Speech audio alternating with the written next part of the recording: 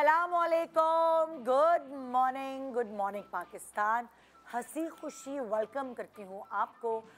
पर हंसी खुशी के बाद एक ऐसी न्यूज़ ज़रूर शेयर करूँगी, क्योंकि जो भी हमारी फर्टर्निटी है या जो भी हमारे कलीग्स हैं जो आपको टीवी पे मुख्तलिफ़ कैरेक्टर्स करते हुए नज़र आते हैं, वो किस हाल में हैं। वो अगर नहीं यहाँ स्क्रीन पर आ रहे होते या किसी ड्रामे में नज़र नहीं आ रहे थे, लेकिन उन्होंने अपने लिए बहुत, आपके लिए बहुत काम किया होता है। हमारी एक ऐसी ही खूबसूरत अदाकारा जो अक्सर आपको मेरे शऊर में, जब मुझे शऊर आया तो मुझे माँ के कैरेक्टर्स में नज़र आई। मेरे अब्बू के साथ उन्होंने उनके ड्रामों में बहुत काम किया। आयशा खान हमारे शो पे भी शायद कुछ 10 साल पहले आई होंगी।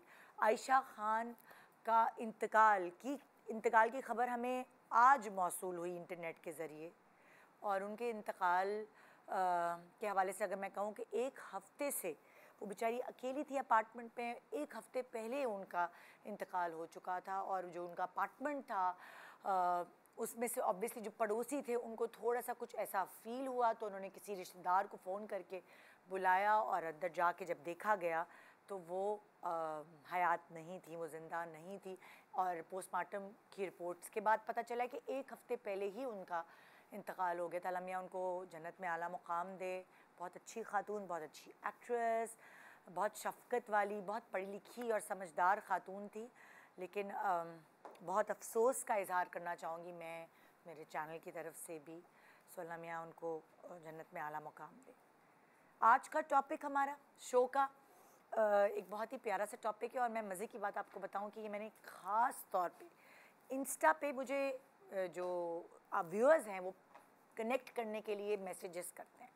तो ये एक मैसेज मुझे आया कि वो चाहते हैं कि स्किन केयर का प्रोग्राम हो यहाँ, जहाँ डॉक्टर्स हों और अलग अलग स्किन की प्रॉब्लम्स उनसे डिस्कस की जाएं, क्योंकि बहुत सारे लोग इतना अफोर्ड नहीं कर सकते कि वो अपनी स्किन दिखाने के लिए डर्मेटोलॉजिस्ट के पास जाएं।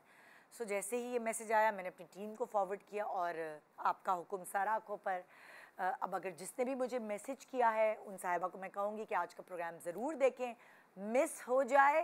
बल्कि मैं उनको इंस्टा पे पर्सनल मैसेज भी करूँगी कि अगर मिस हो गया है तो यूट्यूब पे देख लीजिएगा।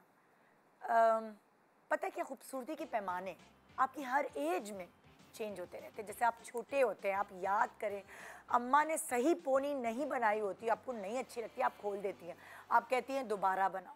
तो जो 5 से 12 साल की बच्चियां हैं वो 10% जो खूबसूरत लगना चाहती हैं, ज़ाहिर है उनको शऊर नहीं होता, तो वो बेचारी अपनी पोनी टेढ़ी हो गई, या 2 पोनी नहीं बनाऊंगी, मुझे बाल खोलने हैं, या मुझे चुभ रहा है, कपड़े चुभ रहे हैं, तो बच्चियां ज़्यादातर इस चीज़ में रहती हैं।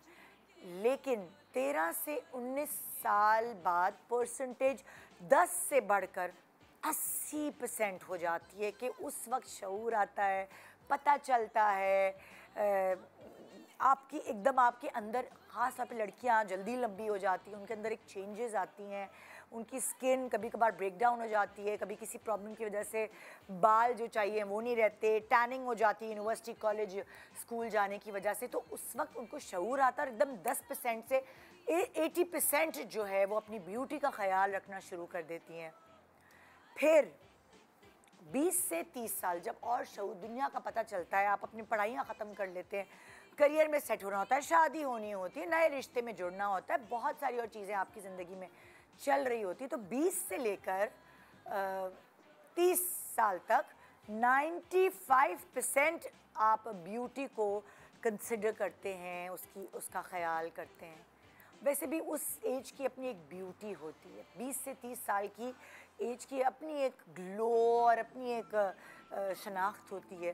फिर जब आप 30 साल की उम्र में पहुंचते हैं, 31 से लेकर 45 साल की उम्र में थोड़ी आपकी जो बेसिकली ब्यूटी के रिक्वायरमेंट्स है वो 75% हो जाते हैं, क्योंकि वहाँ आपको प्रॉपर मैच्योरिटी आ जाती है। आप सिर्फ ब्यूटी नहीं, अपनी पर्सनालिटी को देखते हैं कि आपने बात कैसे करनी है, आपने स्किल्स क्या क्या सीखने हैं, आपने ग्रो कैसे करना है।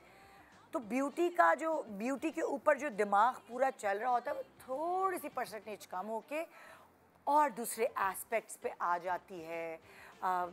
मतलब अपनी ग्रूमिंग अलग अलग तरीके से लेकर, क्योंकि खाली ब्यूटी की ग्रूमिंग नहीं है आपकी ज़िंदगी में, आपके रख रखाव, चलना फिरना, बॉडी लैंग्वेज, बात करना, ग्रो करना, स्किल्स को सीखना, ये सब हिस्सा होता है आपकी पर्सनालिटी का। फिर 46 से 60 साल 50% हो जाती है ब्यूटी की रिक्वायरमेंट। उसकी रीज़न ये है कि जो प्रायोरिटी आपकी हो जाती है वो सेहत होती है। आप एक्सरसाइज करते हैं दुबले होने के लिए नहीं, स्ट्रेंथ के लिए। आप कोई भी ऐसी ब्यूटी ट्रीटमेंट्स या वो उससे ज़्यादा आप ये सोचते हैं कौन से विटामिन्स लें जिसकी वजह से आप चलते फिरते रहें, ताकतवर रहें, क्या चीज़ें कट डाउन करें कि शुगर या डायबिटीज़ या हार्ट का प्रॉब्लम या कोई ऐसी चीज़ें आप अपने चेकअप ज़्यादा कराते हैं बजाय डर्मेटोलॉजिस्ट के पास जाने के बाद आप लैब टेस्ट ज़्यादा कराते हैं कि आपकी सब चीज़ें दुरुस्त रहें। सो उस वक्त हेल्थ आपकी आगे आ जाती है, थोड़ी ब्यूटी पीछे चली जाती है। 61 से जब ऊपर होते हैं तो आपकी ब्यूटी की जो अपने हवाले से ख्याल रखना है वो 30% रह जाती है। फिर आपकी ब्यूटी का ख्याल आपके इर्द गिर्द के लोग रख रहे होते हैं, आपके बच्चे, अम्मी ये कपड़े पहन लें, अम्मी लिपस्टिक तो लगा लें, लाए मैं आपकी पोनी बांध दूँ, क्योंकि आप उस वक्त ओकेजनली तैयार होते हैं। अच्छा जी शादी में जाना है तो चलो भाई मुझे कर दो तैयार। नॉर्मली आपका दिल नहीं चाहता इतना तैयार होने का, मेकअप करने का, बाल डाई कराने का। आपके बच्चे या आपकी बहुएं आपको पकड़ पकड़ के सैलून लेके जाती हैं और ज़बरदस्ती करके आपका हेयर कट कराती हैं, डाई कराती हैं। सो उस वक्त ये 30% इसलिए होता है क्योंकि और बहुत सारी ज़रा हेल्थ भी होती है, आप सुस्त भी हो जाते हैं ज़ाहिर है। तो मेरा ये सब कुछ बताने का मकसद आपको ये कि देखिए ब्यूटी का ख्याल रखना और ब्यूटीफुल लगना हर औरत का हक है, चाहे वो एक छोटी बच्ची हो या वो 60 से ऊपर की एक औरत हो, हर किसी का हक है ब्यूटीफुल लगना।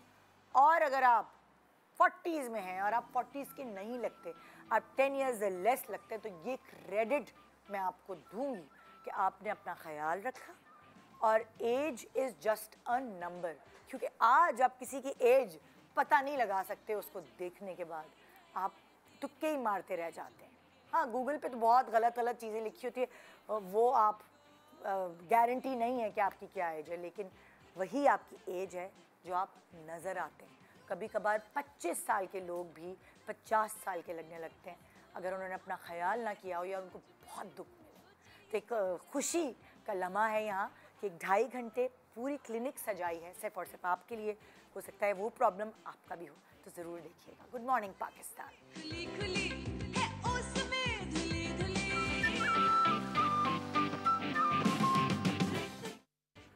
Welcome back. Good morning Pakistan. तो भाई नाजरीन, आपकी फरमाइश पर यहाँ एक से एक हसीन डॉक्टर है, और वो हसीन डॉक्टर सिर्फ खुद हसीन नहीं बल्कि आपको भी हसीन बनाएंगे। वैसे हुस्न का ताल्लुक दिल से है। जब आपके अंदर वो कॉन्फिडेंस होगा तो आप खुद ही अपने आप को सबसे प्रिटी समझेंगी। मेरे पास यहाँ मौजूद हैं doctor retired lieutenant colonel Ishrat Abuzar, aesthetician, physician and surgeon. अस्सलाम वालेकुम। वालेकुम अस्सलाम। एवरग्रीन माशाल्लाह। नहीं, मैं एवरग्रीन तो नहीं कहो, क्योंकि अब तो मैं दादी बन गई हूँ और काफ़ी उस पर तो मुझे भी ऐसी दादी बनना है भाई। बिल्कुल। लेकिन ये कि जो आपने पहले जुमला बोला कि आप दिल से अगर यंग होते हो ना, तो फिर वो आपके चेहरे पे, अपीयरेंस पे आता है। तो मेरी दूसरी गेस्ट हैं डॉक्टर ज़ारा शाह, डर्मेटोलॉजिस्ट हैं, जो आप इनको जानते हैं, हमारे प्रोग्राम में वक्तन फ़वक्तन आती रहती हैं। अस्सलाम वालेकुम। वज़न कम करके आ गए, इनके तो बाएं हाथ का खेल है, वज़न बढ़ जाए फिर कम कर लो, फिर कर 2 दिन बढ़ो और 2 दिन कम करो, मेरे साथ ये चलता है। और हमारी तीसरी डॉक्टर हैं डॉक्टर अमरीन रोशन, जो एस्थेटिक फिजिशियन हैं, और ओफ इनकी आंखें पता नहीं ये खुद अपने से ज़्यादा किसी को खूबसूरत बना पाती होंगी कि नहीं माशाल्लाह। I'm aging, I'm 42 and I'm aging. Oh my God, ये देखो हम नहीं बता रहे एज अपनी, खुद आपने बता दी। और हमारे साथ एवरग्रीन रुबाब है भाई, रुबाब मसूद। अस्सलाम वालेकुम। वालेकुम अस्सलाम। हमेशा से मैं इनको ऐसे ही देख रही हूँ और ऐसे ही देखती रहूँ। जब ये दादी भी बन जाएगी तब मुझे पता है। इंशाल्लाह। अभी नहीं बनी, अभी तो टाइम है, अभी तो टाइम है, लेकिन मुझे पता है कि तब भी ऐसी ही रहे इंशाल्लाह, है ना, होना भी ऐसे ही चाहिए ना। बिल्कुल बिल्कुल। Graceful ageing. मैं अभी शो शुरू होने से पहले इन डॉक्टर्स से यही बात कर रही थी कि एक ज़माने में जो डर्मेटोलॉजिस्ट होते थे या स्किन डॉक्टर्स होते थे, वो चश्मा लगाया हुआ और आपको प्रिस्क्रिप्शन लिख के दे रहे होते थे, वाइट कोट एक सर्टन। लेकिन अब जो है आप ज़्यादा अट्रैक्ट होते हैं जब स्किन केयर डॉक्टर की खुद की स्किन अच्छी हो, खुद के बाल अच्छे हो, खुद वेल ग्रूम्ड हो, तो आप जाके कहते डॉक्टर साहिबा अपनी जैसी स्किन कर। एग्जैक्टली ऐसे ही है। अब ज़माना बदल गया। सो मेरे नाजरीन की फरमाइश पर ही आज का शो सजाया गया है।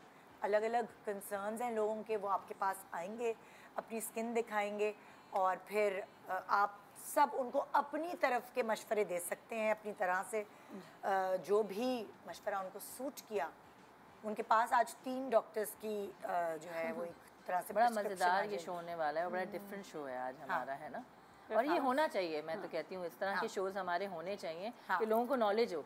बिल्कुल। हमारे कितने लोगों को तो नॉलेज ही नहीं है इस चीज़ की। और इसीलिए मैं सबसे पहला जो सेगमेंट है ये शुरू करूँगी कि आप लोगों के करियर में आपके पास बहुत सारे पेशेंट्स आए होंगे, तो मैं आपसे ये पूछना चाहती हूँ कोई बिगड़े हुए केसेस आपके पास आए हैं जो दूसरे डॉक्टर्स ने बिगाड़ दिए हों, तो मैं चाहती हूँ वो एक्सपीरियंस थोड़ा सा शेयर करें, उससे भी काफ़ी नॉलेज गेन होगी।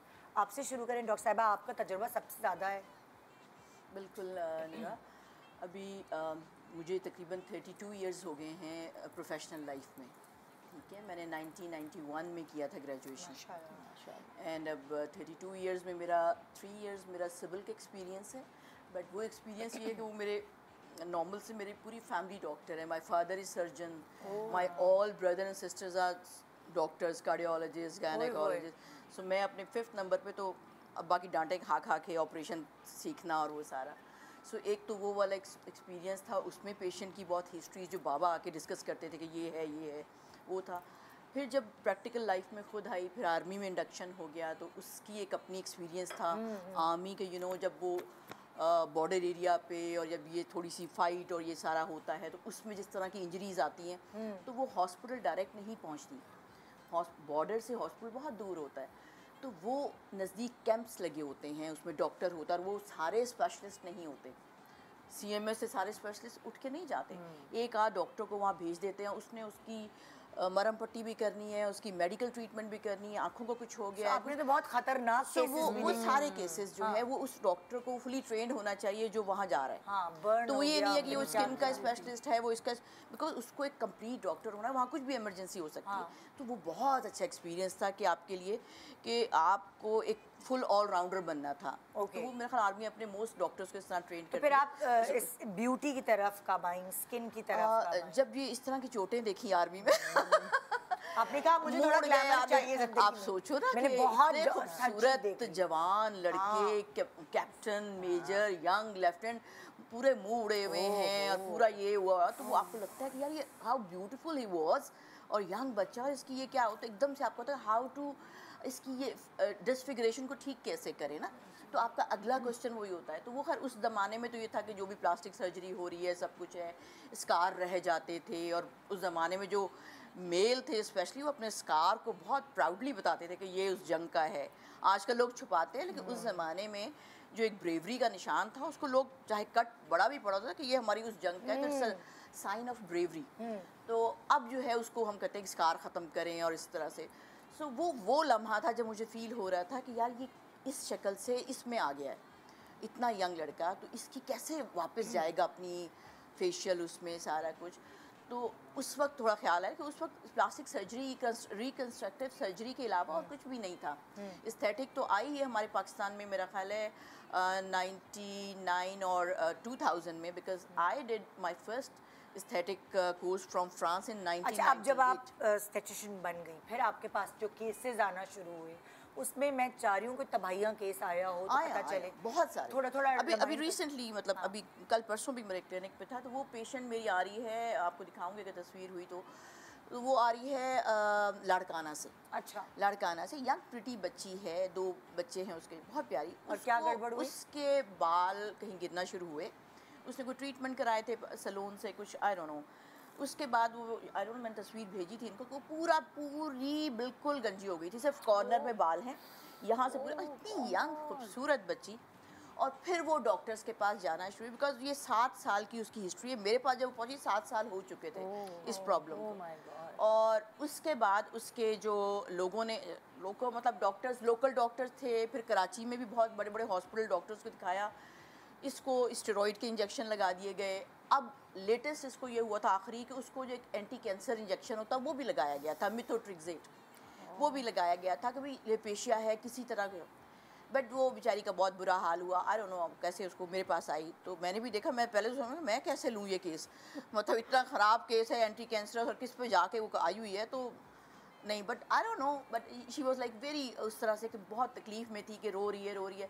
आई ट्राई बेटा, मैं ट्राई। अच्छा ओ ठीक है।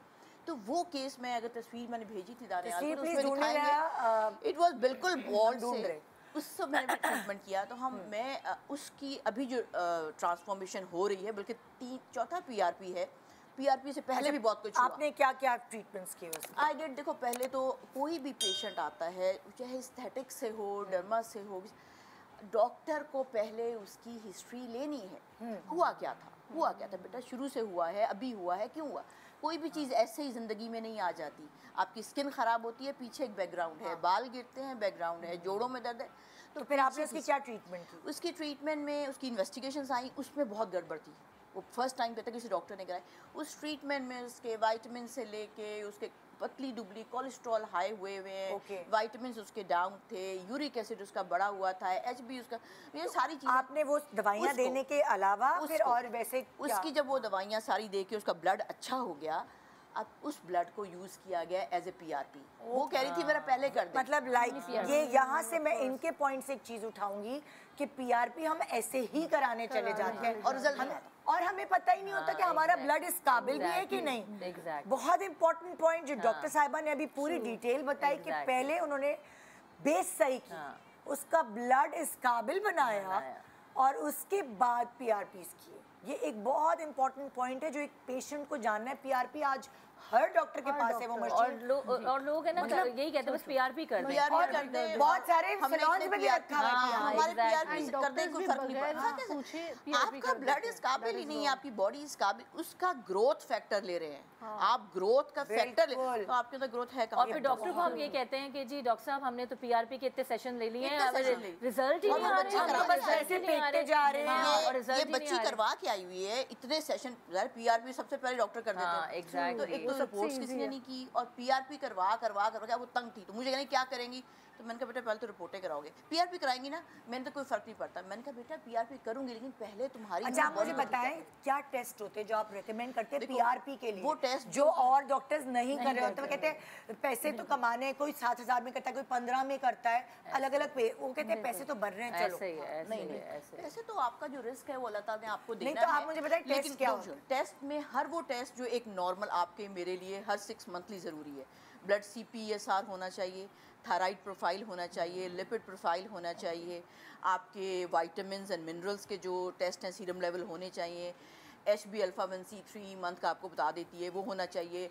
आजकल चिकन मुर्गी इन सब में वो डाले होते हैं, तो आपका यूरिक एसिड होना चाहिए, यूरिक एसिड होना चाहिए आपका लेवल। उसके अलावा अगर तो वो हार्मोनल PCO के साथ है तो फिर हार्मोन कराएं, अदरवाइज लिवर और किडनी, ये बेसिक टेस्ट है। और ये तो प्रॉब्लम होती है किसी ना किसी के अंदर, मुझे पूरी बॉडी का पता चल जाएगा अच्छा ये तो मुझे जो मैंने टेस्ट नहीं भी कराया मुझे उसका भी अंदाजा होगा जब ये इसकी हालत है तो ये भी होगा। तो मतलब आपका लबे आप कंक्लूजन में निकालूं कि आपके पास जो लड़की आई थी उसने PRP, उसने टेस्ट ही नहीं कराए थे, उसके अंदर वो ताकत ही नहीं थी कि वो PRP का ब्लड उसके बालों को कुछ फ़ायदा पहुंचा सके। आपने टेस्ट करा के उसको पहले हेल्दी किया, उसके बाद उसके PRP किए जिससे उसको फर्क पड़ा।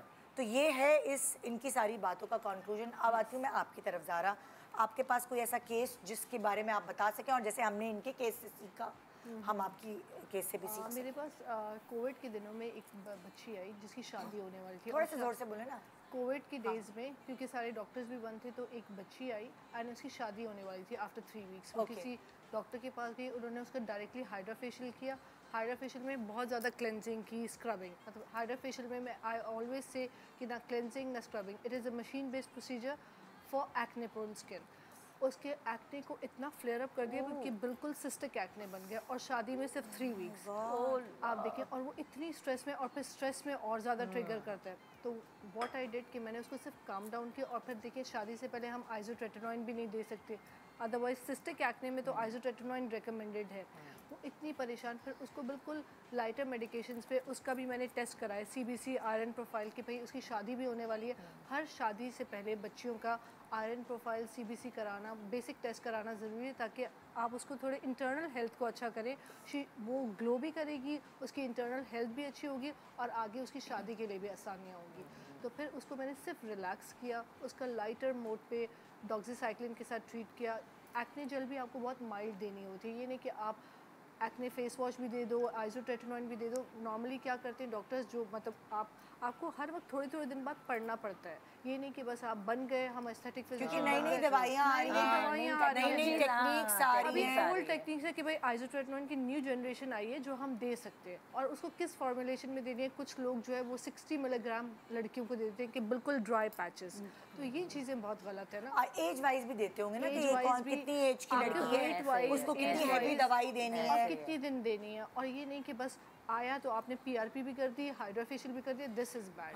अगर हम डॉक्टर्स के पास भी आए तो ऐसे आए कि देखिए आप उसको स्टेप बाय स्टेप ट्रीटमेंट करें, और हर पेशेंट, हर क्लाइंट के लिए हर प्रोसीजर। मुझे तो लगता है ये हाइड्रा फेशियल जो मशीन से होता है, ये एक डर्मेटोलॉजिस्ट के पास जाके कराएं, किसी सैलून में ना जाए। अब तो हर सैलून ने रखा है, क्योंकि सैलून वालों ने रखा हुआ है, और कुछ भी कहें आप, वो टेक्नोलॉजी है यार, टेक्नोलॉजी। और देखिए सैलून वाले फिर उसको थोड़ा मिर्च मसाला तो लगाएंगे ना, उसकी क्लेंजिंग करेंगे, फिर स्क्रबिंग। वो देख सैलून में गई थी, वो हाइड्रा फेशियल 15 मिनट में, मैं डर्मेटोलॉजिस्ट के पास जाके कराऊं तो 15 मिनट में होता है, मगर मैं एक सैलून में गई थी, घंटा लगाया, 1.5 घंटा लगाया, पूरा मसाज हुआ, पूरा भी ये हुआ। और फिर स्क्रबिंग के ऊपर वो मशीन चला दी, तो आपके पोर्स ओपन हुए, वो सारी चीज़ें अंदर क्लॉग हुई, फिर आपका सिस्टिक एक्ने बनना शुरू हुआ। तो फिर उसको मैंने ट्रीट किया डॉक्सीसाइक्लिन से, रिलैक्स करके, लाइट माइल्ड एक्ने जेल, और वो अपनी शादी वाले दिन बहुत यहाँ आपकी बात से मैंने यही अंदाजा लगाया कि हाइड्रा फेशियल जो कि एक बहुत आम चीज हो चुकी है हर तरफ, उसमें बहुत ज्यादा घिसना और स्क्रबिंग,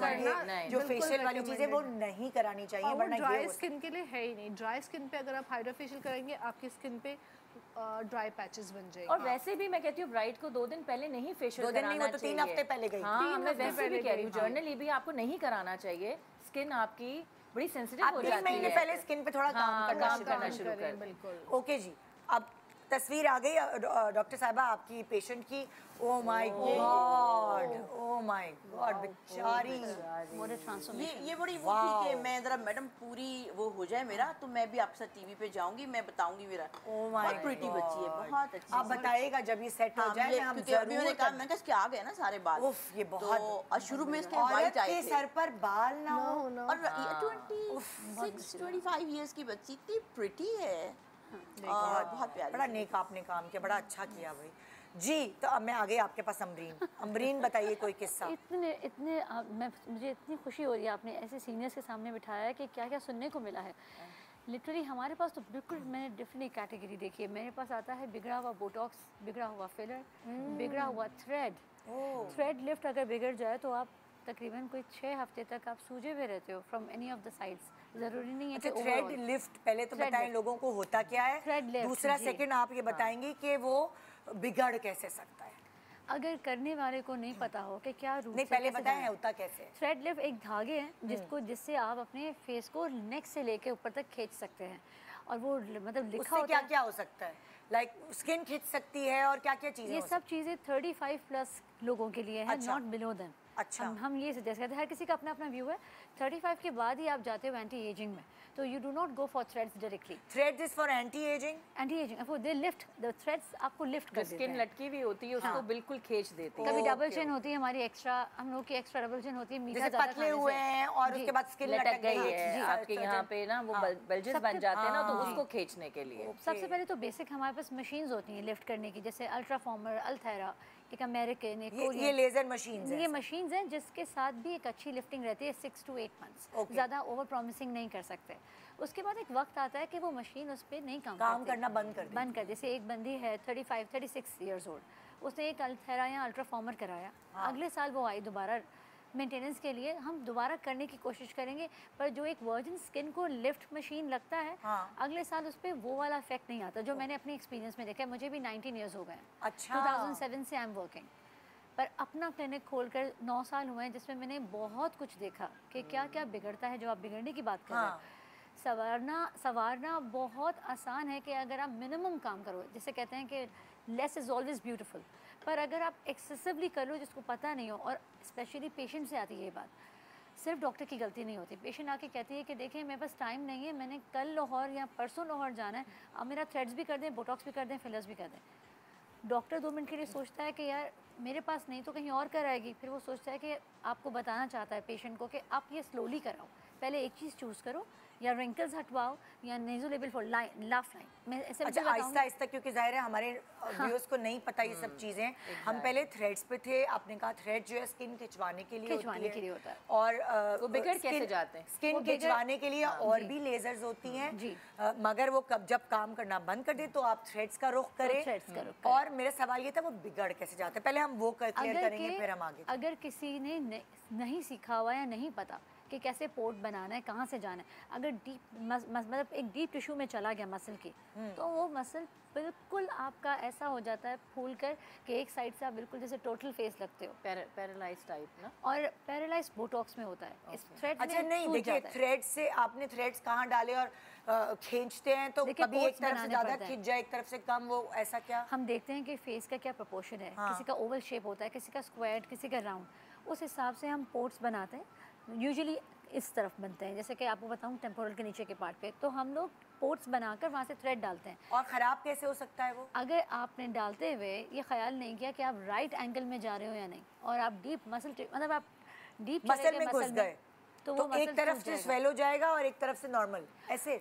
अगर एक दूसरी तरफ ठीक है, तो अगर ऐसा भी होता है कि किसी ने दोनों तरफ ही गलत डाल दिया तो पूरा ही मुंह सूज जाता है, एंड देन वो सूजन 6 हफ्ते तक वो पेशेंट के साथ रहती है। फिर वो आप उसको भले कितना भी आप उसको कंसोल करना चाहो कि आप सही हो जाओगे, you have to tell the patient कि मसल अपना टाइम लेगा। पहले तो 8-10 डेज़ तक तो आप एंटीबायोटिक रखो, पर एंटीबायोटिक भी इतना ज़्यादा कंटिन्यू तो नहीं करा सकते, कितना वो कोल्ड पैक हॉट पैक करेगी। आस्ता आस्ता जाकर मेरे सामने 3 महीने 4 महीने में जाके पेशेंट सेटल होता देखते हैं। अब वो आते हैं कि आप कुछ ऊपर कर दें ताकि हमारा सेटल हो जाए। This is the time we should not touch the patient. Okay, सिर्फ मेडिकेशन पे रखें और उनको सिर्फ कंसोल करें कि आप हॉट पैक कोल्ड पैक का कॉम्बिनेशन करें। उनको समझाया जाता है कि यू हैव टू वेट, कुछ ऐसे ख़राब। अब एक ब्रेक के बाद हम दोबारा वापस आ रहे हैं, आपको भी वेट करना पड़ेगा बहुत सारी अच्छी अच्छी चीज़ें सीखने के लिए, समझने के लिए और अपने साथ गलतियाँ ना करने के लिए। Good morning Pakistan.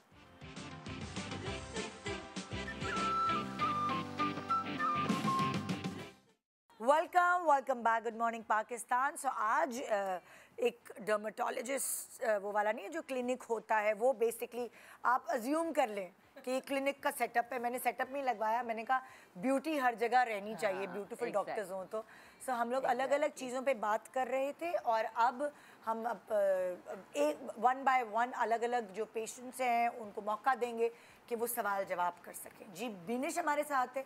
अस्सलाम वालेकुम बिनिश, क्या आपके पास 3 डॉक्टर्स हैं और एक सुपर मॉडल है तो आपको बहुत सारे मशवरे मिल सकते हैं। अस्सलाम वालेकुम एवरीवन। डॉक्टर साहब मेरा आपसे सवाल है इनसे बोथ ऑफ डॉक्टर, अच्छा सबसे ही हम आपको जवाब दिलवाएंगे। मेरी एक्नी जो है वो बहुत ज़्यादा हो रही है सिर्फ जॉ लाइंस पे, और ब्लैक हेड्स और वाइट हेड्स भी हैं, तो इसका क्या हल हो सकता है? और उसके साथ साथ मेरे हेयर्स जो है वो वक्त के साथ बहुत थिन होते जा रहे हैं, जो पहले मतलब बहुत बाल ना ज़्यादा- ये जी बिल्कुल हाँ। बहुत ज़्यादा हेल्दी थे, इवन यहाँ शोल्डर से भी आगे होते थे, लेकिन मैंने कुछ मिस्टेक भी ये की है कि रिबॉन्डिंग बहुत ज़्यादा ली मैंने। उसके बाद ये रिजल्ट आया है, 4 से 5 दफ़ा रिबॉन्डिंग की मैंने। हाँ। उसके बाद वो थिन होते होते बहुत ज़्यादा हो गए, बहुत ज़्यादा। तो आपका एक सवाल बालों के ऊपर है और एक स्किन से के Related। जो acne, एक्नी जॉ बताया लाइन जॉ लाइन पे है। और स्कार्स भी आपके बहुत है ना चेहरे पे। जी। हाँ, तो अब थोड़ा थोड़ा सब बता दें मैम, please। वैसे आपसे तो हाँ, शुरू मैम, करते आपसे हैं। आपका क्लिनिकल पिक्चर तो हाँ लेट्स गो। नाम क्या है बेटा? बिनिश। बिनिश, जैसे आपको एक डॉक्टर की नज़र से देखा जाए ना, तो your face is puffy, open pores, double tone, rough and pitted skin and मुझे नहीं पता, लेकिन मुझे लग रहा है यहाँ बाल भी हैं आपके। हाँ थोड़े हैं। अभी मुझे नज़र तो नहीं आ रहा कि आप ये करवाती हैं शायद, जी। क्योंकि वो हेयर ही का हेयर रूट्स भी नज़र आ रहे हैं, ठीक है, एंड हेयर लॉस आपके हो रहे हैं, और वेट मुझे नहीं लगता कि आप खाती इतना है जितना आपका वेट ज़्यादा है, मुझे ऐसा लगता है, ठीक है। And this all goes towards body detoxification कराएं अपनी बॉडी की, एंड अपने एक तो टेस्ट करा के उसके बाद उसके अंदर कुछ ज़रूर निकलेगा, आप शर्त लगा लें, आप निकलेगा उसके अंदर कोई क्या क्या निकल deficiency- सकता है? हार्मोनल कोई यस, प्रॉब्लम? हार्मोनल के अलावा पहले तो है। इसके मिनरल्स एंड विटामिन्स तो हाँ। इसके डेफिशिएंट हैं ही हैं, ठीक है। उसके अलावा आपकी, मुझे लिपिड प्रोफाइल में भी आपकी गड़बड़ लगती है, विटामिन डी भी है ही, पक्का है, आप ले आना रिपोर्ट। इसके अलावा बेटा आपके हार्मोन्स गायनेकोलॉजिकल भी डिस्टर्बेंस है, मुझे वो भी आपका वो है। क्लिनिकल सो पिक्चर इस केस में जो आपका लुक बता रहा होता है, तो आपकी इन्वेस्टिगेशन दी मोस्ट इम्पॉर्टेंट है, आपकी पूरी हिस्ट्री। तो अब थोड़ी सी चीज़ बताइए, एक डॉक्टर बैठता है तो क्या पिक्चर है मेरी टीम के पास इनकी? इनकी है? नहीं, पिक्चर तो नहीं क्लिनिकल। अच्छा ठीक है। यूजुअली डॉक्टर 5 मिनट, मेरी कंसल्टेशन 1 घंटे की होती है, मैं दूसरा मरीज लेती नहीं। 1 घंटे के अंदर मेरी सिर्फ हिस्ट्री होती है, सर से पाँव तक हिस्ट्री, बचपन से अब तक की, और एग्जामिनेशन। फिर आप टेस्ट लेके आते हैं, टेस्ट लेके रिपोर्ट आ जाते हैं, अब मैं डिसाइड करूँगी कि आपका ट्रीटमेंट क्या होगा। विदाउट इट ये कर ले कुछ फ़ायदा नहीं, ठीक है। तो मेरी पेशेंट्स हैं, एक PIA में है, ऑफिसर है, वो उसकी ही सिस्टर थी, शी केम, वो भी बॉल्ड हो गई थी, मैं तस्वीर पता नहीं है कि नहीं, और PIA की ऑफिसर बड़ी प्यारी सी, शी वाज प्रोमेला उसका नाम है, बहुत खूबसूरत। वो भी कह रही थी मैं आऊँगी, लेकिन वो प्रेग्नेंट है। She came with again baldness के साथ आई थी, एंड शी बड़ी स्मार्ट सी, बड़ी मॉडल टाइप बच्ची उस तरह से, और उसका भी इसी तरह वो था, टेस्ट कराए सब कुछ, और उसमें प्रॉब्लम, उसका थायराइड का प्रॉब्लम आ गया था, एंड शी वेंट टू उसमें एंडोक्रोनोलॉजिस्ट तो के पास आपको गई। अभी देखने से इनको क्या लग रहा है कि थायराइड की प्रॉब्लम थायराइड है? से ज़्यादा मुझे इसकी बॉडी के अंदर hormonal problem and vitamins and mineral की प्रॉब्लम है। अच्छा ज़रा अगर आप बताएं कि कौन सी ऐसी ट्रीटमेंट है, जैसे अगर इनके यहाँ है दाने या स्कार्स, क्या ट्रीटमेंट आप दे सकते हैं? देखिए, जैसे मैडम ने कहा, इनका क्लिनिकल पिक्चर तो PCOS की है, इनकी पॉलीसिस्टिक ओवरीज है, पफिनेस है, बॉल्डनेस हो रही है, हिरसुटिज्म है। तो हम इनको अगर माइल्ड ट्रीटमेंट पे डायरेक्टली स्टार्ट करें, तो हम इनकी फर्स्ट तो बेसिक क्लीनिंग करेंगे। इन्हें सबसे पहले मना करेंगे कि फेस को रगड़ना बंद करें, कोई फेशियल्स ना लें, हाइड्रा फेशियल की क्लीनिंग कराएं सिंपली, ताकि पोर्स जितने भी वाइट हेड ब्लैक हेड्स है वो ख़त्म हो। हिस्ट्री लेंगे आप इनको, वैसे क्योंकि बिल्कुल कोमोडोन्स है, तो हम इनको जो है आइसोट्रेटिनोइन पे, माइल्ड आइसोट्रेटिनोइन पे या डॉक्सीसाइक्लिन पे शिफ्ट करेंगे। एक्ने का फेस वॉश देंगे, दिन में 3 दफ़ा फेस वॉश से मुंह धोएं। एक simple hydrating Siram, hyaluronic acid based Siram, medicated, अच्छा। हर दफ़ा मुंह धोने के बाद वो लगाएं, और एक एक्ने जेल लगाएं। अच्छा, ये तो हो गई दवाइयाँ। क्या टेक्नोलॉजी है जिससे आप इनको सही कर इसी सकते को ही हैं? कंटिन्यू करते हुए, ताकि सबको एक मैसेज समझ में आए। जैसे मेरे पास ये आ गई, और जैसे मैम की हिस्ट्री हो गई, सब हो गया है, क्लिनजिंग हो गई, मैं इनको फ़ौरन लेकर पहले क्लीन करके इनका फेस कॉमिडोन्स रिमूव करूँगी। वो कैसे करते हैं? ये मैंने और PNS शिफा में, कॉमेडोन्स आप ये स्कार्स को कहती हैं? नहीं, छोटे छोटे आप देखें वाइट हेड ब्लैक हेड दिखेंगे, वो क्या होता है, एक्युमुलेशन होती है। जो क्रीम ये इस्तेमाल कर रही हैं अपनी फेस के लिए, वो जमा हो जाती है। अच्छा। ऐसे बहुत बच्चियाँ हैं जो टीन एज से क्रीम्स यूज़ करती हैं, उनके अंदर आप देखेंगे स्किन पे तो अंदर अंदर एक बम्प से बने हुए होंगे। वो कोई उनको ब्लैक हेड कहता है, कोई वाइट हेड कहता है, मिलिया पर कॉमिडोन्स है, मिलिया कोई भी मिलिया कहते भी कहता है। तो मैं ट्रेनिंग ले रही थी PNS शिफा। हम लोग तो मशीन वाले लोग हैं, मशीन ज़्यादा यूज़ करते हैं, पर वहाँ हैंड ट्रेनिंग सिखाते हैं।